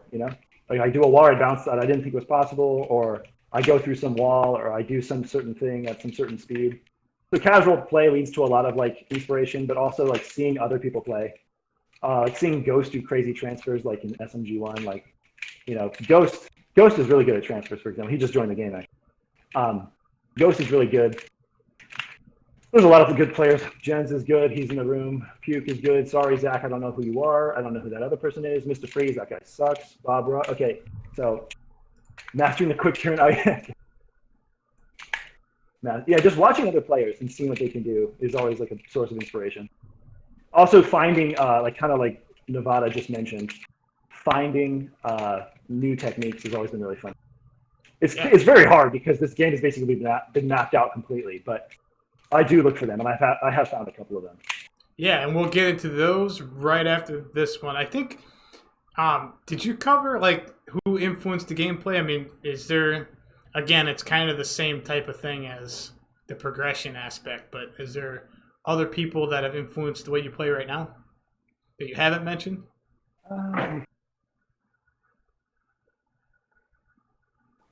Well, when you say influence, do you mean like have caused me to play in a different way, or like Yes. people I try to emulate? Yeah, well, both, I guess. Yeah. That's tough. Like I can't say like I definitely play like this person or this. It's hard to say. But borrowed elements, I guess, from others. I mean, if not, that's fine too. Because I mean, like I say, or you could have forgotten. I'll just say this: like I can say I'll try to emulate people. I don't know if I actually successfully pull it off, but there are bits and pieces of people's style that I like. Like, let me just take an example. Like Buck presses a lot of buttons per second, and it's really impressive. And he lands stuff, and it's not just like random ollies. It's actually like really, really impressive, like big tricks. Jens kind of does the same thing. He does like a lot of tricks in the air. It's like, how did he land that? I thought he was going to bail, but he does a ton of tricks like all at once, and he does like really good style with it. Nit has just like, that sounds cheesy, Nit flow. He has really good flow. I just like watching Nit play. There's a lot of people. I mean, I know I've kind of said Buck and Nit a lot, but there are definitely more people than just them who have like I've appreciated. Aaron is really fun to watch. He always does kind of off the wall stuff in his videos, Even Luke, like Luke is good. Like Luke he does stuff you don't expect him to do, and it's really, really cool. Like I always enjoy watching Luke play. Like Luke just does things kind of effortlessly. Like when we're doing like OBOB, and he just pulls out stuff that I'm like, wow, you just did that. I didn't think that was possible. So just a handful of people, really. Konek is really good too, that's for sure.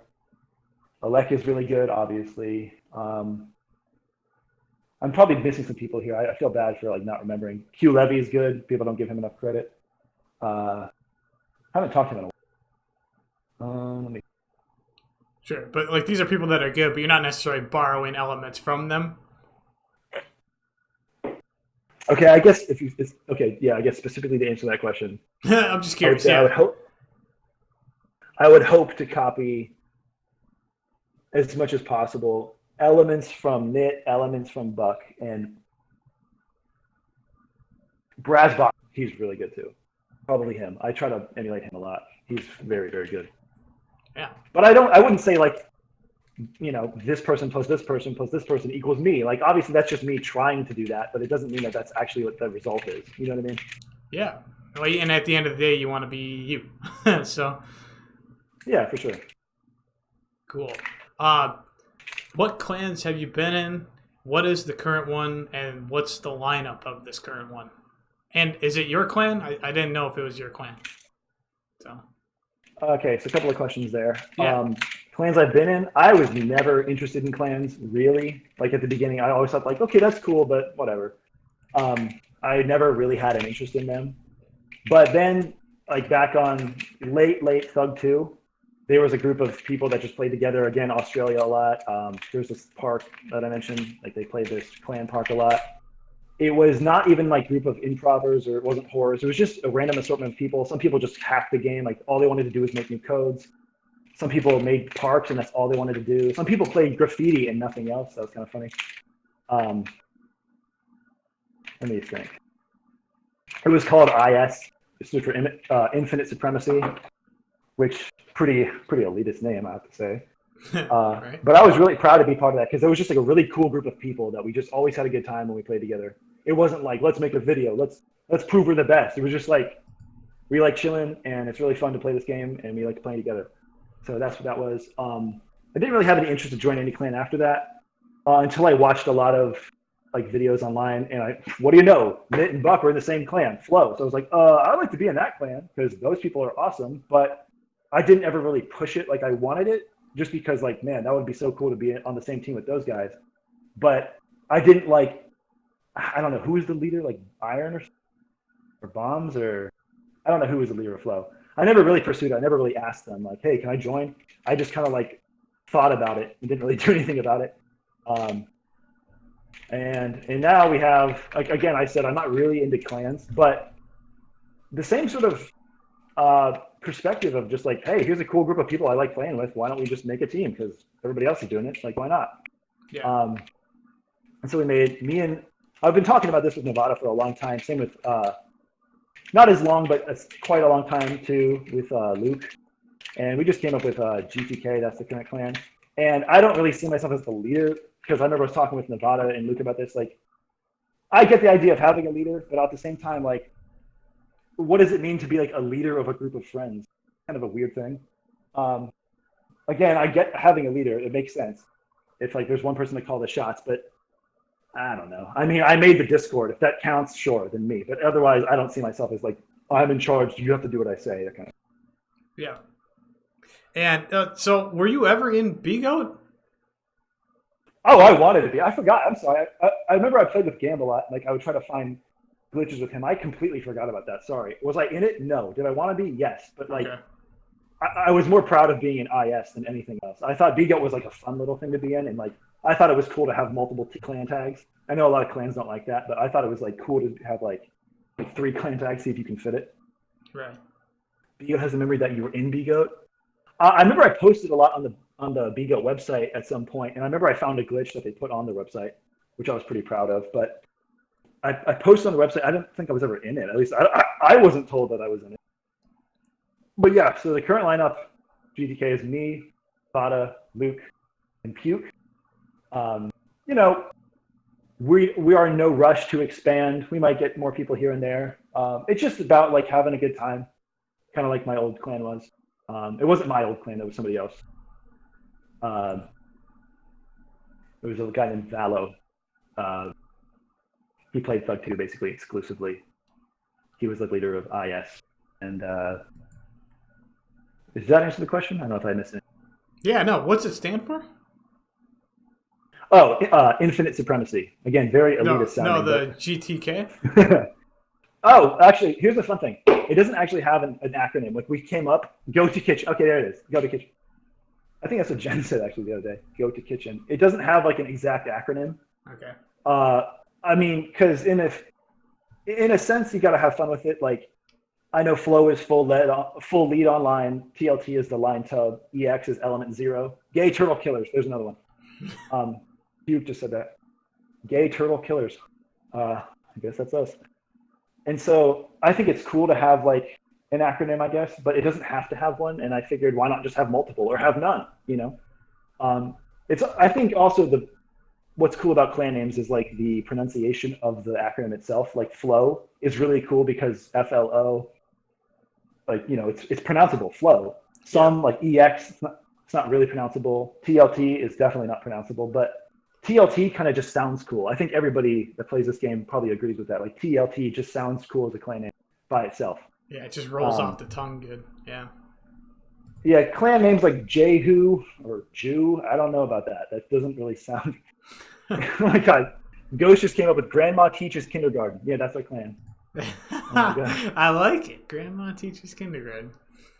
Yeah, there you go. All right. Gay Tabby... Okay. Not reading that. Yeah, so We actually have a section in our Discord just for coming up with new acronyms for the clan name. Nice. Just get like 100 That's of kind of them. fun. But it's kind of cool. I think GTK just sounds cool in general. It's three harsh consonants in a row. You know what I mean? GTK. It's like, Yeah. I think it's cool. Oh yeah, puke greater than kings. That's kind of cool. That was one of the ones. Jens was supposed to think of one. Jens going 10K. That was one I thought of. I thought it was pretty cool. Like Ghost the King. There's that. And did you think of?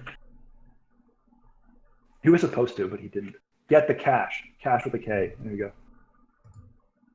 Grab that kiln. Grind, torture, kill. Okay. All right. So yeah, does it stand for anything? Nothing specific, but it could stand for many things. Cool. We got to get into the techs, and I know you found Grand Hop, I believe. Okay. And Yeah, then, I found that. yeah, I don't like the name of it. I know. Yeah, Yeah. I think he had mentioned he didn't like the name, but okay. So Yeah. how do you find something like that, and like how do you decipher what you did, or was it an idea that you have going into it and then you do it? Like how does one come up with this? All right, let me give you a little preamble real quick. I don't like the name Grand Hop at all. I think it's really stupid sounding. Because I just generally don't like people naming things after themselves. I think it's kind of petty. But at the same time, I get it. If you're like a teenager and you're like really, really excited, like, oh my gosh, I just found something. Like, okay, fine. And I'm sure, like Neuro, when he found Neuroplant, was probably a teenager. And like, I'm not going to get mad. But I think also, here's a huge exception to me saying I don't like people naming things after them. I think Grand Hop sounds stupid, but I think Neuroplant sounds really cool. Just Yes. throwing that out there. Yeah, it does sound. It really does. Yeah. So let me think. How did I find the Grand Hop? Well, I would like to call it something else. Quarter pipe reverse air. QPRA. Quarter pipe reverse air. Yeah, that sounds good. Ghost. There you go. Right off the fly. So what I did, I remember I talked to Buck about this. Basically, I wanted to find a new tech that could like reverse you. I remember I talked with Q Levy, earlier, and like I wanted to find a way to reverse grinds like without having to get off your board. Because sometimes I've done that. Like in game, there are times where I did a grind, and then I just started grinding the other way for some reason, and I couldn't really find out why. And it wasn't with stalls. So I tried that, and I didn't really have any luck. But I figured, hey, why not try something with quarter pipes, like reversing yourself? And I already knew about hops and all that, and like that's cool. But that's not really the same thing. That's kind of like keeping your motion going, keeping your speed going like the entire time without sort of changing direction. And don't get me wrong, hops are awesome. Kind of a small name for such a technical move, by the way. But BHRA is less technical than hop, but it has like a super long name compared to hop. But whatever, it's just the way it is. I just tried to find a way to reverse yourself once you land, and I tried it enough. I found it. I found myself doing it, and then I was like, okay, so I think it might be possible, unless it's just like a total glitch. And I kept repeating it over and over, and eventually I was like, all right, I think it's possible. I think this is repeatable. The thing is, it's kind of an unfortunate story for that specific one, because my findings with that are that it actually didn't require like really any button presses that were specific besides ollie. Like all you really have to do is time an ollie and spin it a certain way. It doesn't require any sort of setup. And I think it has something to do specifically with like the ramp geometry. I noticed it's pretty hard to do it in THUG2 levels, but I think theoretically it's doable on any quarter pipe. It's pretty easy on some of the THUG1 levels. I made a video like my second improv style whatever video. I showcased myself doing it in New Jersey, and I also did it. I had a video that was like an outtakes video from my third video, G3, where I was in Manhattan that night, and I go down, like I go up the quarter pipe near the pier, and then I come back down and land, and I just get shot into the water. Like I go from the quarter pipe over top the ledge into the water for no reason. Like that was me doing it again. And like the technique, it's not as like substantial as butt slap. It's not substantial as like boost plant. It's not as game changing. it's definitely fun, but it's not. It's like specific to each ramp, I think. So it's not something you can repeat. And the unfortunate part about it is that I actually did make a tutorial for it, but the tutorial got deleted because my hard drive crashed. I had a lot of tutorials that I didn't release because my hard drive crashed. It was actually really unfortunate. Like Fate Hop was in there. A really elementary version of another tech that I haven't really completed is in there, which might be a good thing looking back. So yeah, it got deleted. But I guess I could. People asked me about it. I remember Edom was really curious about it, and he like spent a lot of time trying to figure it out. And then he became just as able to do them as I could. He basically helped me recognize that, yeah, it's just pressing X. So basically, in short, I wanted to do something like that could reverse your character, kind of like stalls can, but not using stalls. I tried with grinds first. I had some success, but not enough to pursue it. And I tried with quarter pipes. I just repeated certain actions on quarter pipes, seeing if it would work, seeing if I got anything. I did. And then I just kept repeating it, refining it. And then I found it. And then I basically narrowed it down. I can't do it every time. Like, I definitely can't do it every time. It's not one of those things like butt slap that can be done every single time you try it. This is, again, specific to like ramp geometry, I think. At least it seems to be. Can you bust out a couple of them real quick? Here, probably not. Yeah. I can try, but I know in some places, I mean, I'll change the level. Yeah, just change it to one that you know for sure you can do that. I've seen it a couple times, but I want to see it again. Oh shit, we're gonna crash if we leave Shipyard, so don't leave this level. Wait, what happened? Wait, what? No, if you leave Shipyard, there's a decent chance you crash while you leave. So, but that's unfortunate. Yeah. Let me see. I know over here, and like over here on Shipyard, it's pretty easy to do. I might not get it the first like 10 tries, but I might get like 3 in a row. I've actually gotten like, I think there's a video of me doing like 5 in a row. I don't know if I released it or if it's just like a clip I have. Let me see. Nope. I thought a lot it had to do with revert, but it actually has nothing to do with revert. Like there's one, see that? Yeah. But in this one, you actually like instantly spine almost every time. Okay. So you don't get the height. Sometimes you get thrown into the air. You can, but like there's another one. You can get it on the big pipe, the big quarter pipes. You can get it on any quarter pipe, I think, but this is just specifically easy to do it on. I don't know why. Again, maybe when like Morton or whoever converted this level, like maybe they just didn't look at the ramp geometry. I don't know. I really don't know why some ramps are easier than others, but I'm assuming it has something to do with like, oh, this is from a different game, and so you go up the quarter pipe at a different angle. And so like when you ollie, it's just like shooting you back for some random reason. Like I've gotten some really humongous ones here, and so has Edom. Edom's gotten some really big ones here specifically. Yeah, it's kind of a weird thing. I haven't tried it in a while. Well, other than the grand hop, did you find anything else? Yeah, I found a couple.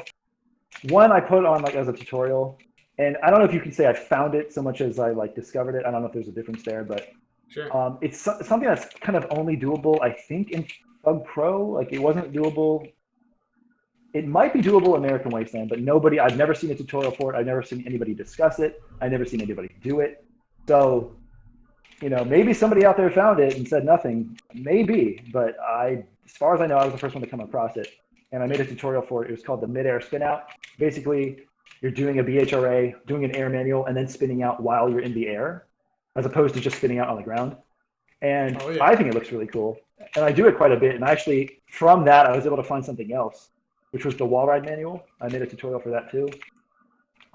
I thought people wouldn't like that. I thought they wouldn't care, but people really like that a lot. Like in their comments, they're like, "This is so cool!" Like I got a lot of positive feedback from that. So wall ride manual. So you can do a manual animation on the wall. Yes, you can do any animation. I think you can even do specials. I can't remember. I think so. It's pretty fun.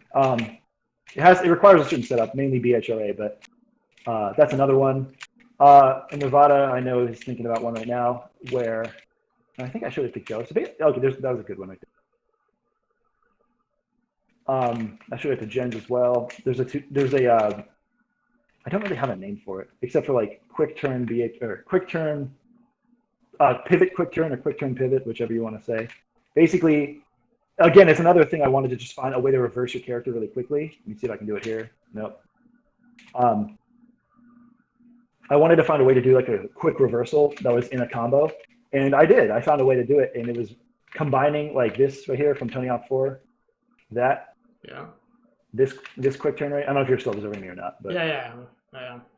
okay, combining that with a pivot from a BHRA. So basically, the pivot and this become one, and I think it's only doable at a certain setting because like if you set your quick turn to like anything but down R2 or anything but down R1, I don't think it's going to work. I've tried with all the different settings, and this is the only one that gets it.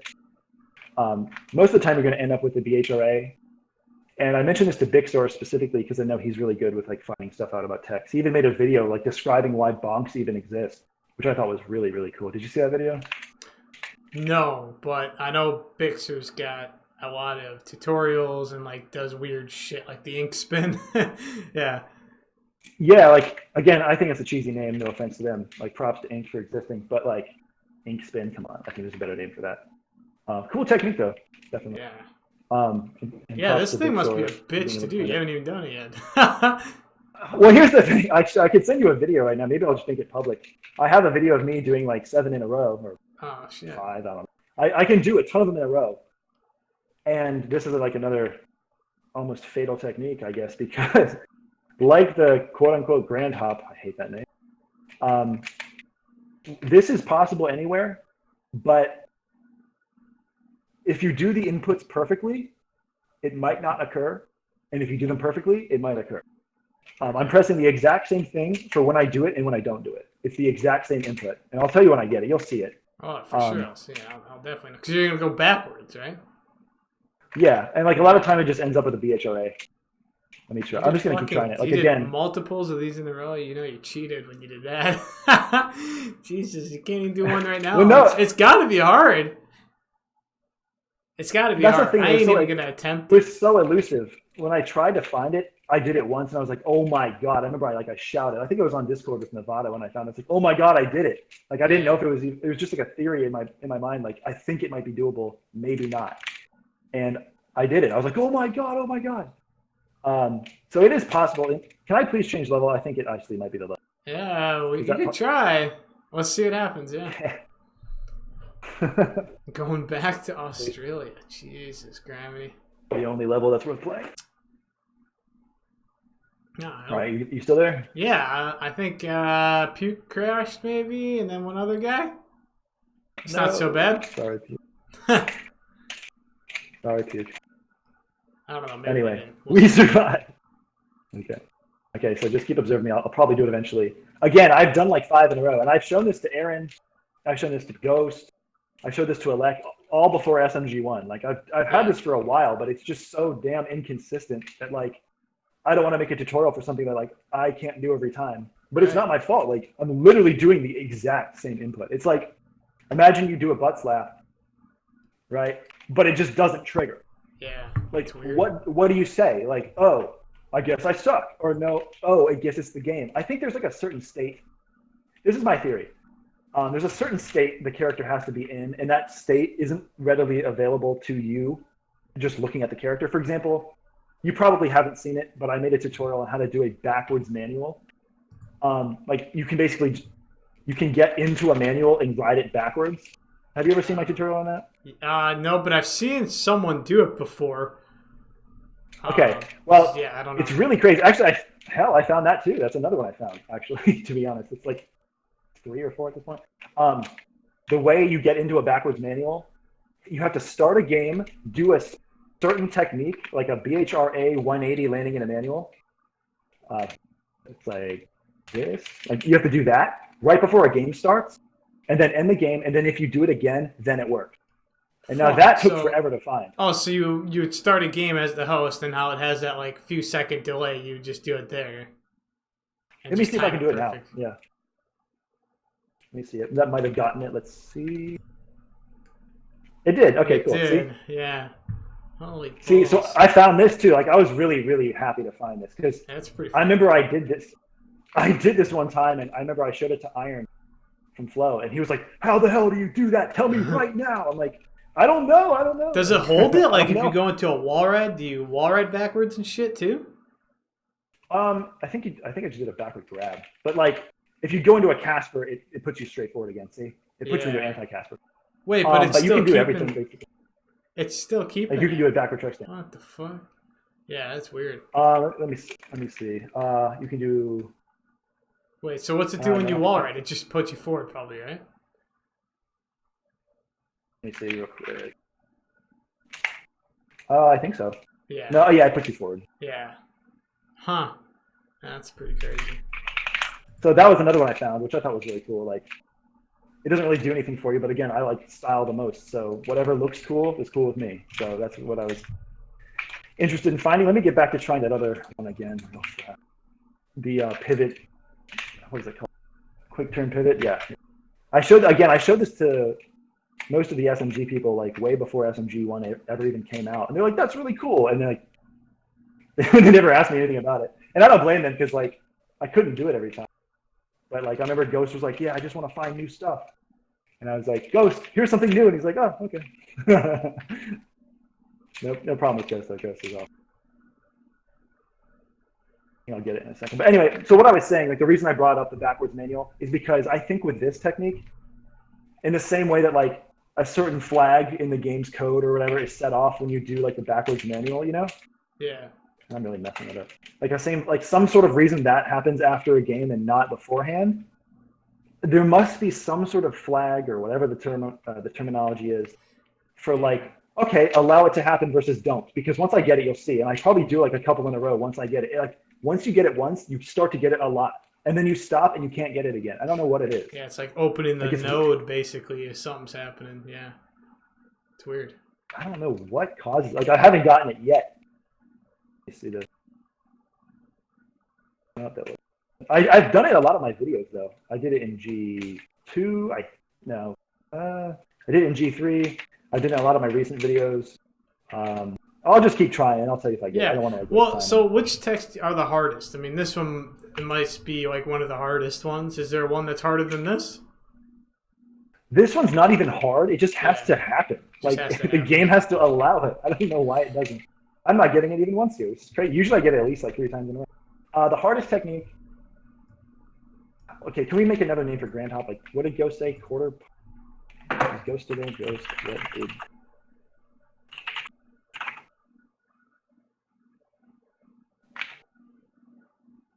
I'll just have to send you this video. I do like a bunch of QPRA, quarter pipe. What was it? Let me try to get this. Man, I'm just like flunking it here. I don't know why it's not happening. Quarter pipe reverse air. That's such a better name. Like, isn't that better? QPRA? I think it's better. Yeah. And Grand Hop. That's just a. But I don't blame people for saying that because I never gave it a name. Because I never released the tutorial. I don't even know what I called it in the tutorial. I don't even remember. But I didn't say Grand Hop. And I think it was C-Dot who was like, hey, I guess he had nothing else to say. He was just like, is that a Grand Hop? I'm like, oh, I guess. Geometry is really weird. You can't see. So what do you think is the hardest tech to do? It just in general. Personally, probably because I haven't tried them at all. Elec can do Thug 1 boost plants in wall ride bounces, which I think is really crazy. Yeah. I don't know if you've ever seen him do that. I've never been able to do one. Then again, I haven't really tried, but I think that's pretty crazy, man. Like a Thug 1 boost plant in a wall ride bounce, that sounds like pretty damn hard. Yeah, Blur is able to do those really good too. Who can do that? Blur. Yeah, he's an old SMG member. He's really good at that shit. Blur. B-L-U-R. I don't know. Oh, Blur. Oh, yeah. Okay. Yeah. Okay, sorry. Couldn't hear you. Okay, I just did it. Do you see that? It didn't keep it going. You ollied like right away, huh? Well, fun fact about this technique, ever since the latest patch, which changed something having to do with Thug 1 BHRAs, you can now do these in a combo. And like basically, it's essentially a BHRA kind of in a combo. Not really a BHRA truly because you can't ollie out of it. Sure. But you can do these in combos now. So if you get one, I mean, Godspeed getting one, but if you get one, you can do them in combos. That's pretty cool. I'm having extremely bad luck with this. I don't know what's going on. I did one, and now it's like not even firing. And again, I'm pressing the same input. Like the input does not change. I've got to talk to Bixer about this. I feel like he could figure it out like in a minute. And he's already able to get them, so that's kind of... Yeah. Want to keep it moving? Okay, no problem. What led you to want to make tutorials? Are you happy with the output, and do you intend to keep on doing them when new techs are discovered? What led me to make them? A couple of things. One, I'll have to say, because when I went totally berserk finding out THUGPro existed, I wanted to help out any way I could. You know, and I told the devs, like, what can I do? What can I do? By the way, I can't code. What can I do? And they're like, oh, so probably nothing, you know, but I was like, no, I can do something. I remember, like, when I was first learning this stuff, you know, from Nit would tell me, oh, he could. But there are some things I guess Nit didn't mention, or I don't know if he knew that or not.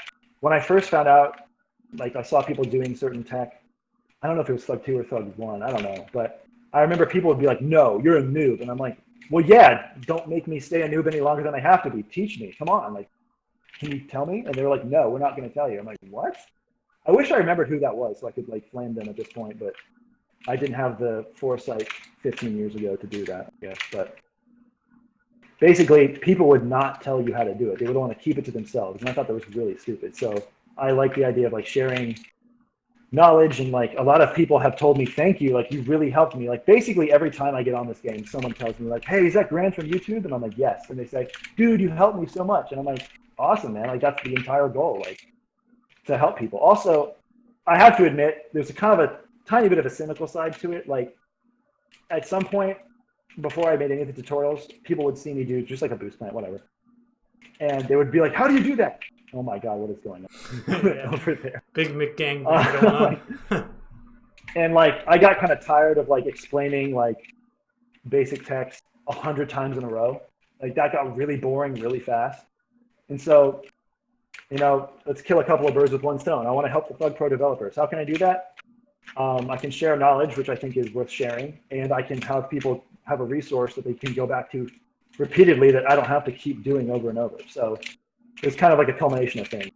And like you said, was it successful? I think so. Like looking back on some of them, I guess I could have like updated like some of like the videos. Like they could be like edited better. They could have like better, you know, video flashiness. I could have like better sound levels, better on-screen displays of text.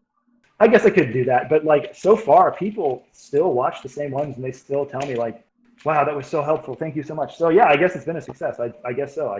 Like for years, I've gotten praise, and the whole goal was just to help people learn how to play the game at like a higher level. So in the same way that like Nit and Buck kind of helped me, I guess I'm helping other people, sort of, you know, Yep. at least learn the tech. So do you intend to keep doing them? Like if something else Yeah, gets definitely. discovered? Yeah. I mean, if I can actually get these ones down, that'd be really cool. Like I said, I already had made some that got deleted because my hard drive crashed, or one of my hard drives rather. My dude is so tilted. It's puke. Yeah, if I get these down, I definitely will. I remember like I saw PTC or sorry, Protocol. He made like a Fate Hop one, or Hop, sorry. He also made a couple of other ones that I didn't do, and I appreciate that. It's like, all right, well, I actually had one of those ready to go, but again, it got deleted. But the fact that he already had one, and he had like the on-screen like controller thing, so that was kind of cool. He did that. I think someone made another one. Plasma made like recently like a DD45 one, which was more in depth than mine ever was. So I was just like, screw this, like that's awesome. I just added that to the playlist. I was just like, can I add that? And he said yes. He also made something else, I think. I don't know what it was. Sorry, but yeah, if I get consistently down some of these techniques, definitely I'll just keep making them. I know it's been a while since I've made another one, but I kind of got them all down. Again, I'm kind of like, would it be worthwhile for me to make a Fate Hop? Or I keep saying Fate Hop. Would it be worthwhile to make like a Hop tutorial? I don't know, because there already is one, and people probably already appreciate that a lot. So what do you think? You know, it necessarily can be a good thing. I don't know. Yeah, I don't know if you think is a benefit in having multiple tutorials to do the same thing. I mean, maybe someone explains things differently than someone else, and it registers better with whoever's trying to learn it. It can't hurt, you know. I guess, but I wouldn't want to. I don't know. I get that, but at the same time, I don't want to have like superfluous stuff like how many people. Like I haven't actually checked, but I'm probably guessing there's more than one butt slap tutorial online. You know, it's not just mine. I'm pretty sure there's like probably like in the realm of like 10, maybe. I don't know. Is that really necessary? Yeah, I don't know. I don't know, but it'd be like if someone else did a THPS podcast. I'd be like, that's not a problem. Like, there doesn't need to just be one. There could be a few. So, yeah, I don't know. That's the way I look at it. Is there's not necessarily. I mean, I guess it could become diluted eventually, but yeah, I don't know. Totally your call on that. I guess I don't know how to answer that. I don't know if you saw, by the way, but I got another one of the quick turn pivots. Oh, I was just pulling up the questions, like literally within the last few seconds. I just wanted to make sure we hit up almost everything. So we're getting kind of towards the end of these. So no, I did not see it. I had WordPad open. But you know, if they're watching, they saw it, obviously. I promise, like I've done many in a row before. I don't know what's going on with this. Seriously, maybe it's like multiple people in a room. Because dude, like often I play like just by myself. Sometimes like I don't know. I don't love playing with tons of people all the time unless I know them. Yeah. And so you know, people who I do know, that I give my password out to them. And sometimes I have full rooms, but like most of the time it's not full. Maybe this has something to do with how many people in a room. That sounds kind of crazy, but I don't know, man. There's been weird things in this game, especially like I could go on. Like there's a reason. Me and Morton. Well, Morton was the one who identified the problem. There was a problem with creative skaters crashing. Like you couldn't see anybody in the room. This was a semi-recent bug, and it had to do with like the complexity of the skater file. Given that we have like a lot more customization now, like we have scales in 3 dimensions as opposed to 1. We have like customizable trucks and truck colors and wheels. We have a lot more of it. Like there's a lot more information in the skater file now, and because of the way it was compressed, it was causing certain people to crash. Like you couldn't have certain amount of complexity, and like that obviously was like a huge red flag. Like this must be fixed. People are crashing. They can't even play online. And I like brought that to Morton's attention, and I probably bothered him way too much about it. But he fixed it, and like it's really weird. Like you wouldn't at first think, oh, this random glitch that happens to a certain number of players occurs. They go online. They can't see anybody. Like, would your first inclination be like, oh, that's the skater file buffer being too big? Probably not, you know? Right. Yeah. So there's a lot of disjointed stuff in this game that makes like no sense, but I wouldn't be surprised if this random tech was affected by how many people were in the game. I'm just saying, like, there's a lot of stuff that would surprise you as to why it's happening. And by the way, what is going on here? I know what they're doing. Okay, they're doing like the sit glitch thing. Okay. Yeah, I mean, they're observing, just chilling out. Did you answer this? We talked about videos. Did you answer a favorite video you made? I don't think you did. No, I didn't answer that. No, I don't think you did. And then, are you working on one currently? I can answer that one. I'm always working on a video. Okay. Basically, that's the answer. I'm always making something. And also, shout out to myself. I recently released a playlist of kind of like unreleased videos, ones that I thought like this is kind of cool, but not really that good. Just like me doing sessions in Australia, me just doing random stuff.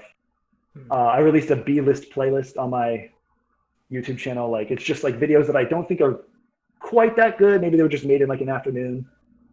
A lot of fun to make, but not necessarily the greatest video. But I released that publicly, so that's if people want to see me just like screwing around, that is there. But favorite video? Or if there's a video that you had to recommend, like a person that's new to watching Grand, that could be like, yo, this sums up what I do. I'm like a fan of like the shorter videos, but obviously I'm sure I'm gonna make a long one. Does whatever a spider shrimp. Here comes the spider shrimp. I know you don't have text on. This is pretty fun. Let me look. I'm just gonna look at my video list. Yeah. because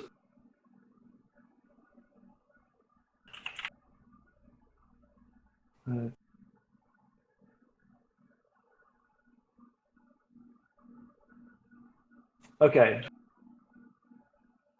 There's three that really are in the top spot for me. Like I always like making my most recent video. Like I'm always like, oh yeah, that's the best. No, no, this new one's the best. No, no, this new one's the best. Like obviously G1, I made it. I was pretty rusty coming out of like not playing the game forever. G2 was definitely an upgrade. G3 was even better, I'd say. Like, those are kind of older. And I definitely kind of came into my own more as I make them. So like going backward, I'd say they're probably less good as they get older and older. So I'm kind of caught between a video I have called Warbrain, a video I have called On and On and On and On, and a video called Whipping Hands. I think those are all really good. And also props to Buck, because I think he was the one that gave me the idea. Like, I don't know what to name the videos, so I just named them after the song that's in the video. Pretty sure he did that. So, like, props to him for that. Yeah, it's always cool. So that kind of leads me into the next one then, because I like some of the music you chose. So your music preferences, favorite bands, and genres. Basically, haven't updated my music preferences since like 9th grade. Yeah. Okay. It might sound weird, but like I don't listen to too much music these days. I just don't. A lot of people walk around all the time with their iPod in, whatever. I don't really do that. I like, as you know, Ghost. It's a good band. I've seen them in concert a couple of times. Very good band. I like anything with Darren Miller, which is like the frontman of CKY. You probably know CKY, right? Yeah. Yeah, well, they kicked him out of his own band that he started, so that sucks. But basically, anything that he's in is great. So 96 Bitter Beings, that's his new band. It's a really good band. Let me think. I like him. I didn't ever used to like him, but I like him a lot now. Kind of surprising myself. Him, CKY. And see, this is like a 9th grader's like music choices. Ghost. In Flames is pretty cool. Flames is good. Enya, I like Enya. Do you know Enya? Who? Enya, it's like a girl. She sings. She's from like the 1990s. Oh shit! It sounds familiar, but no, not off the top of my head. I think she's like Celtic. She just sings. She's kind of just like, I don't know. It's really good. I like her music. Between the Buried and Me, I really like Between the Buried and Me. Oh, that's a great band. Yeah. Alkaline Trio, like them a lot too. But yeah, Between the Buried and Me is insane. Oh my god. Yeah, they got some good stuff. I saw them live with Dream Theater back in 2008. No way, they played with Dream Theater? Yeah. That is crazy. Wow. Yeah, it was that them. That must have been a hell of a show. It was them, Opeth, and yeah, Dream Theater. Yeah. Kind of a hodgepodge of bands, but it was cool. That's awesome. Okay. But yeah, beyond that, not a ton. Yeah, I don't really update my listening preference. How about movies? Movie types? You got favorite movies in the last decade? I'm pretty easygoing when it comes to judging movies. I either say like that was good or I didn't like that. Like I have a very, very, very skin deep interpretation of movies. But so like for example, like the Avengers movies, I think those are great. But are they like really, really like great films? No, they're not. Like they're great to watch. I never leave the theater thinking like about myself or about anything interesting. I just like, I wonder what's going to happen in the next one. You know what I mean? Right. How about if you had to choose, this is going to be really random, the Avengers series versus the Dark Knight series? Oh, Dark Knight for sure. But by the way, let me say my favorite films are probably Kill Bill 1 and Kill Bill 2. Oh, I really like those. Kill Bill is fucking awesome. I don't even I actually really don't like violence in movies, but I love those movies. You can't get much more violent than that. Yeah. I don't like violence. She kills like 50 people and it goes black and white and shit. I know, but it's like totally fake. It's obviously like over the top fake. Dude, that scene where he uses the song when she's fighting the last fight in the garden the Misunderstood song, that fucking scene is one of my favorite scenes in movies, just because the music to the atmosphere to, of course, the sword fight is fucking unbelievable. Yep. Yeah, that's a great scene. Yeah, I like how they split it up too, and like they kind of have different sort of themes going on. Yeah. I just really like that. I like the Matrix as well. Didn't really like the Matrix 2 and 3 as much, but Matrix 1 was really, really, really great. Yeah, I don't think anyone, they would never choose the sequels over the first one. You know they're making another one? I mean, what? How? I don't know, but there's works going on for another one, so yeah, I don't know how they'll do it or what they're gonna do, but yeah, I don't know. I just heard there was, and I'm pretty sure it's legit. It looked like it was on a legit site, so. One more last one. So, what other games have you been into, like on a more casual level? And then, do you have a favorite single player game? And then, is there anything coming out next year that you're looking forward to playing? Coming out next year, I don't think so. I don't really know. And if there is something, it's inconsequential enough to slip my mind. So I really don't know. Single player games.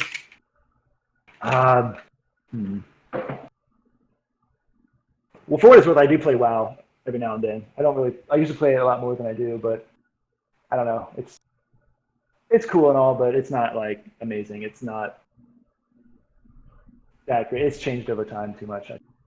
So there's that. Single player games. I'm not really a fan of first person shooters, but have you ever played like the really, really, really old Rainbow Six games?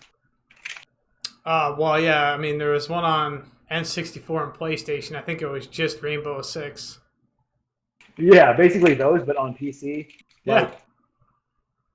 Well, I'd say like Rainbow Six Rogue Spear. That was like the second one.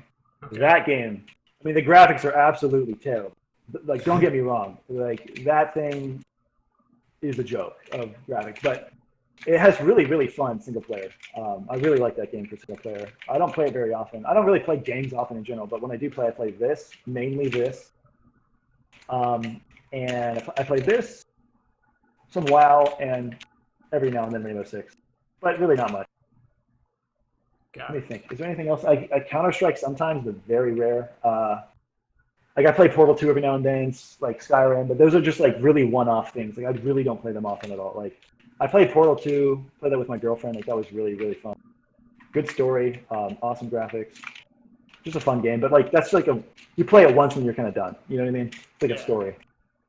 Yeah, so not a huge gamer, mainly just playing this, which is fair. That's how actually a lot of, well, it's like 50-50. A lot of people they play a lot of other things, but then there's a lot of people that just play this game. So yeah, it's basically me. Like I've played Minecraft before. Like that's a fun game, but like I kind of get tired of it. I don't continue with it. Like I play a lot of games, but I don't really stick with too many besides this, and I guess WoW. Sure. Mainly this though. Cool. That covers everything that we had in advance, and we're going on a couple hours. Do you want to do Q&A and see if anyone has questions? We can do it in the Twitch chat. Sure, that's fine. I don't know how many people are watching, so. It was like over 10. Now it's teetered down to like 7. So, but okay. We could still see if anything comes up. Sure, I'm down for that. See what comes up. And of course, if they type in game, I won't see it, so you'll just have to read it from in game. That's cool. Yeah.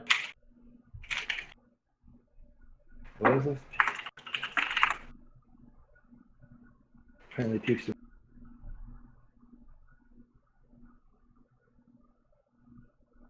Oh. I don't know if you can see Puke right now, but look at him real quick. Let's see. Oh, look at that. Is he stuck in that? It's like the observed glitch. Here, I have another one for you. I found this like a couple of days ago. I think it worked. See? See me now? Yeah.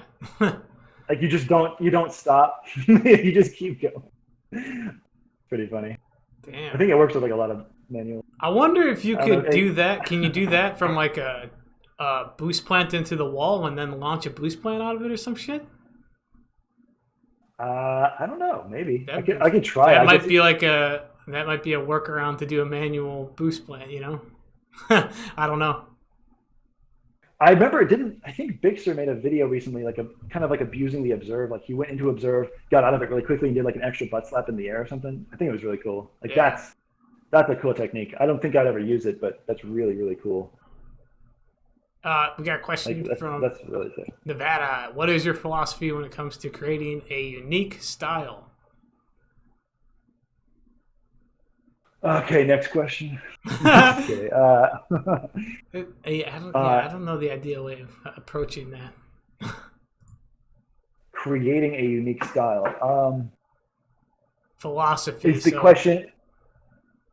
What he probably means is methodology. The way in which you go about creating a unique style. I suppose you have to have some amount of knowledge of everybody else's gameplay, or else you couldn't know that it's unique, I guess. So there's that. Be aware of what other people are doing. And then I guess if you want to, you can focus on something specifically just to be a contrarian. I guess you can just focus on one thing as opposed to any others. But really, it's more like just follow what you like. If you like for example, Puke can do stuff I've seen no one else do ever, and I've played this game for 15 years. Like Puke does stuff like he does a lot of running and stuff, running back and forth, and he just does like a backflip to a front flip. And who does that? I think it's just by pursuing your own enjoyment of the gameplay. Like if you just pursue that enough, you will be unique. I'm guessing. Like a lot of people try to play the same. I think.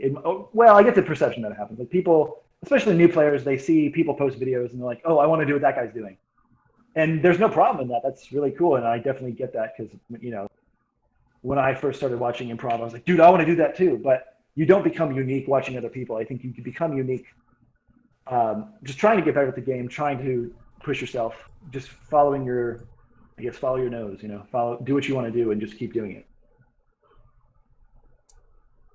makes sense. It's a good answer. Yeah. Anything else? Anything else gonna pop up for a question?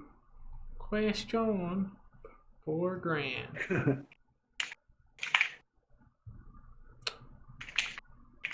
Well, yeah, I think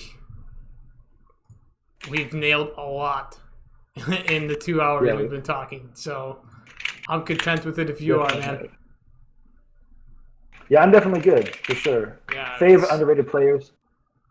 I don't really have an answer for underrated player. Like, basically, that's saying this guy sucks, but not really. He doesn't actually suck. I would also have to have like a community perception of like, okay, we don't really think much of this person, but I do. I don't know. I don't know who a newcomer. I sorry, I just don't have a substance. Yeah, you were telling me Underrated player. before. I guess That'd be pretty hard to answer. here's a positive answer for you. How about any new player? Everybody has potential. You're the underrated player. How about that? You can do anything. There you go. That was an in-game I question. didn't know. Yeah, that was Puke asking Okay. in text. I know you turned the text off, right? Yeah. Yep. Yeah, and that might not have mattered for this lobby, but you never know.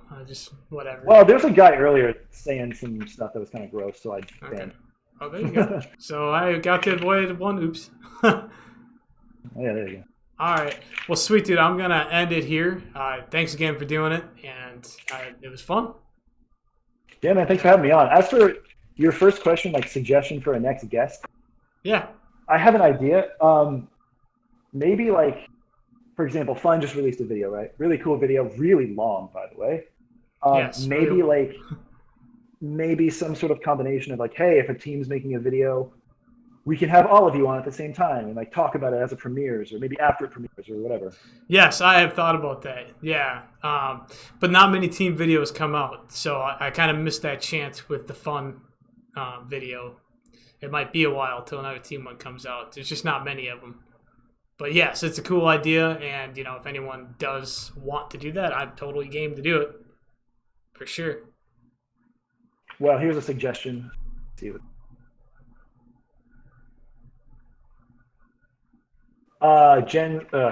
Nevada suggests Jens. Jens says he doesn't mind being on, so maybe Jens if he can do it next week or whatever. Yeah, maybe I'll reach out to. I know people would like to, hear from Jens. I don't know if anyone actually talks to him or not. So. Oh, he has a voice. I've talked to him. Okay. All right. Well, maybe. I'm gonna see. There's a couple people I had reached out to. If they get back to me, awesome.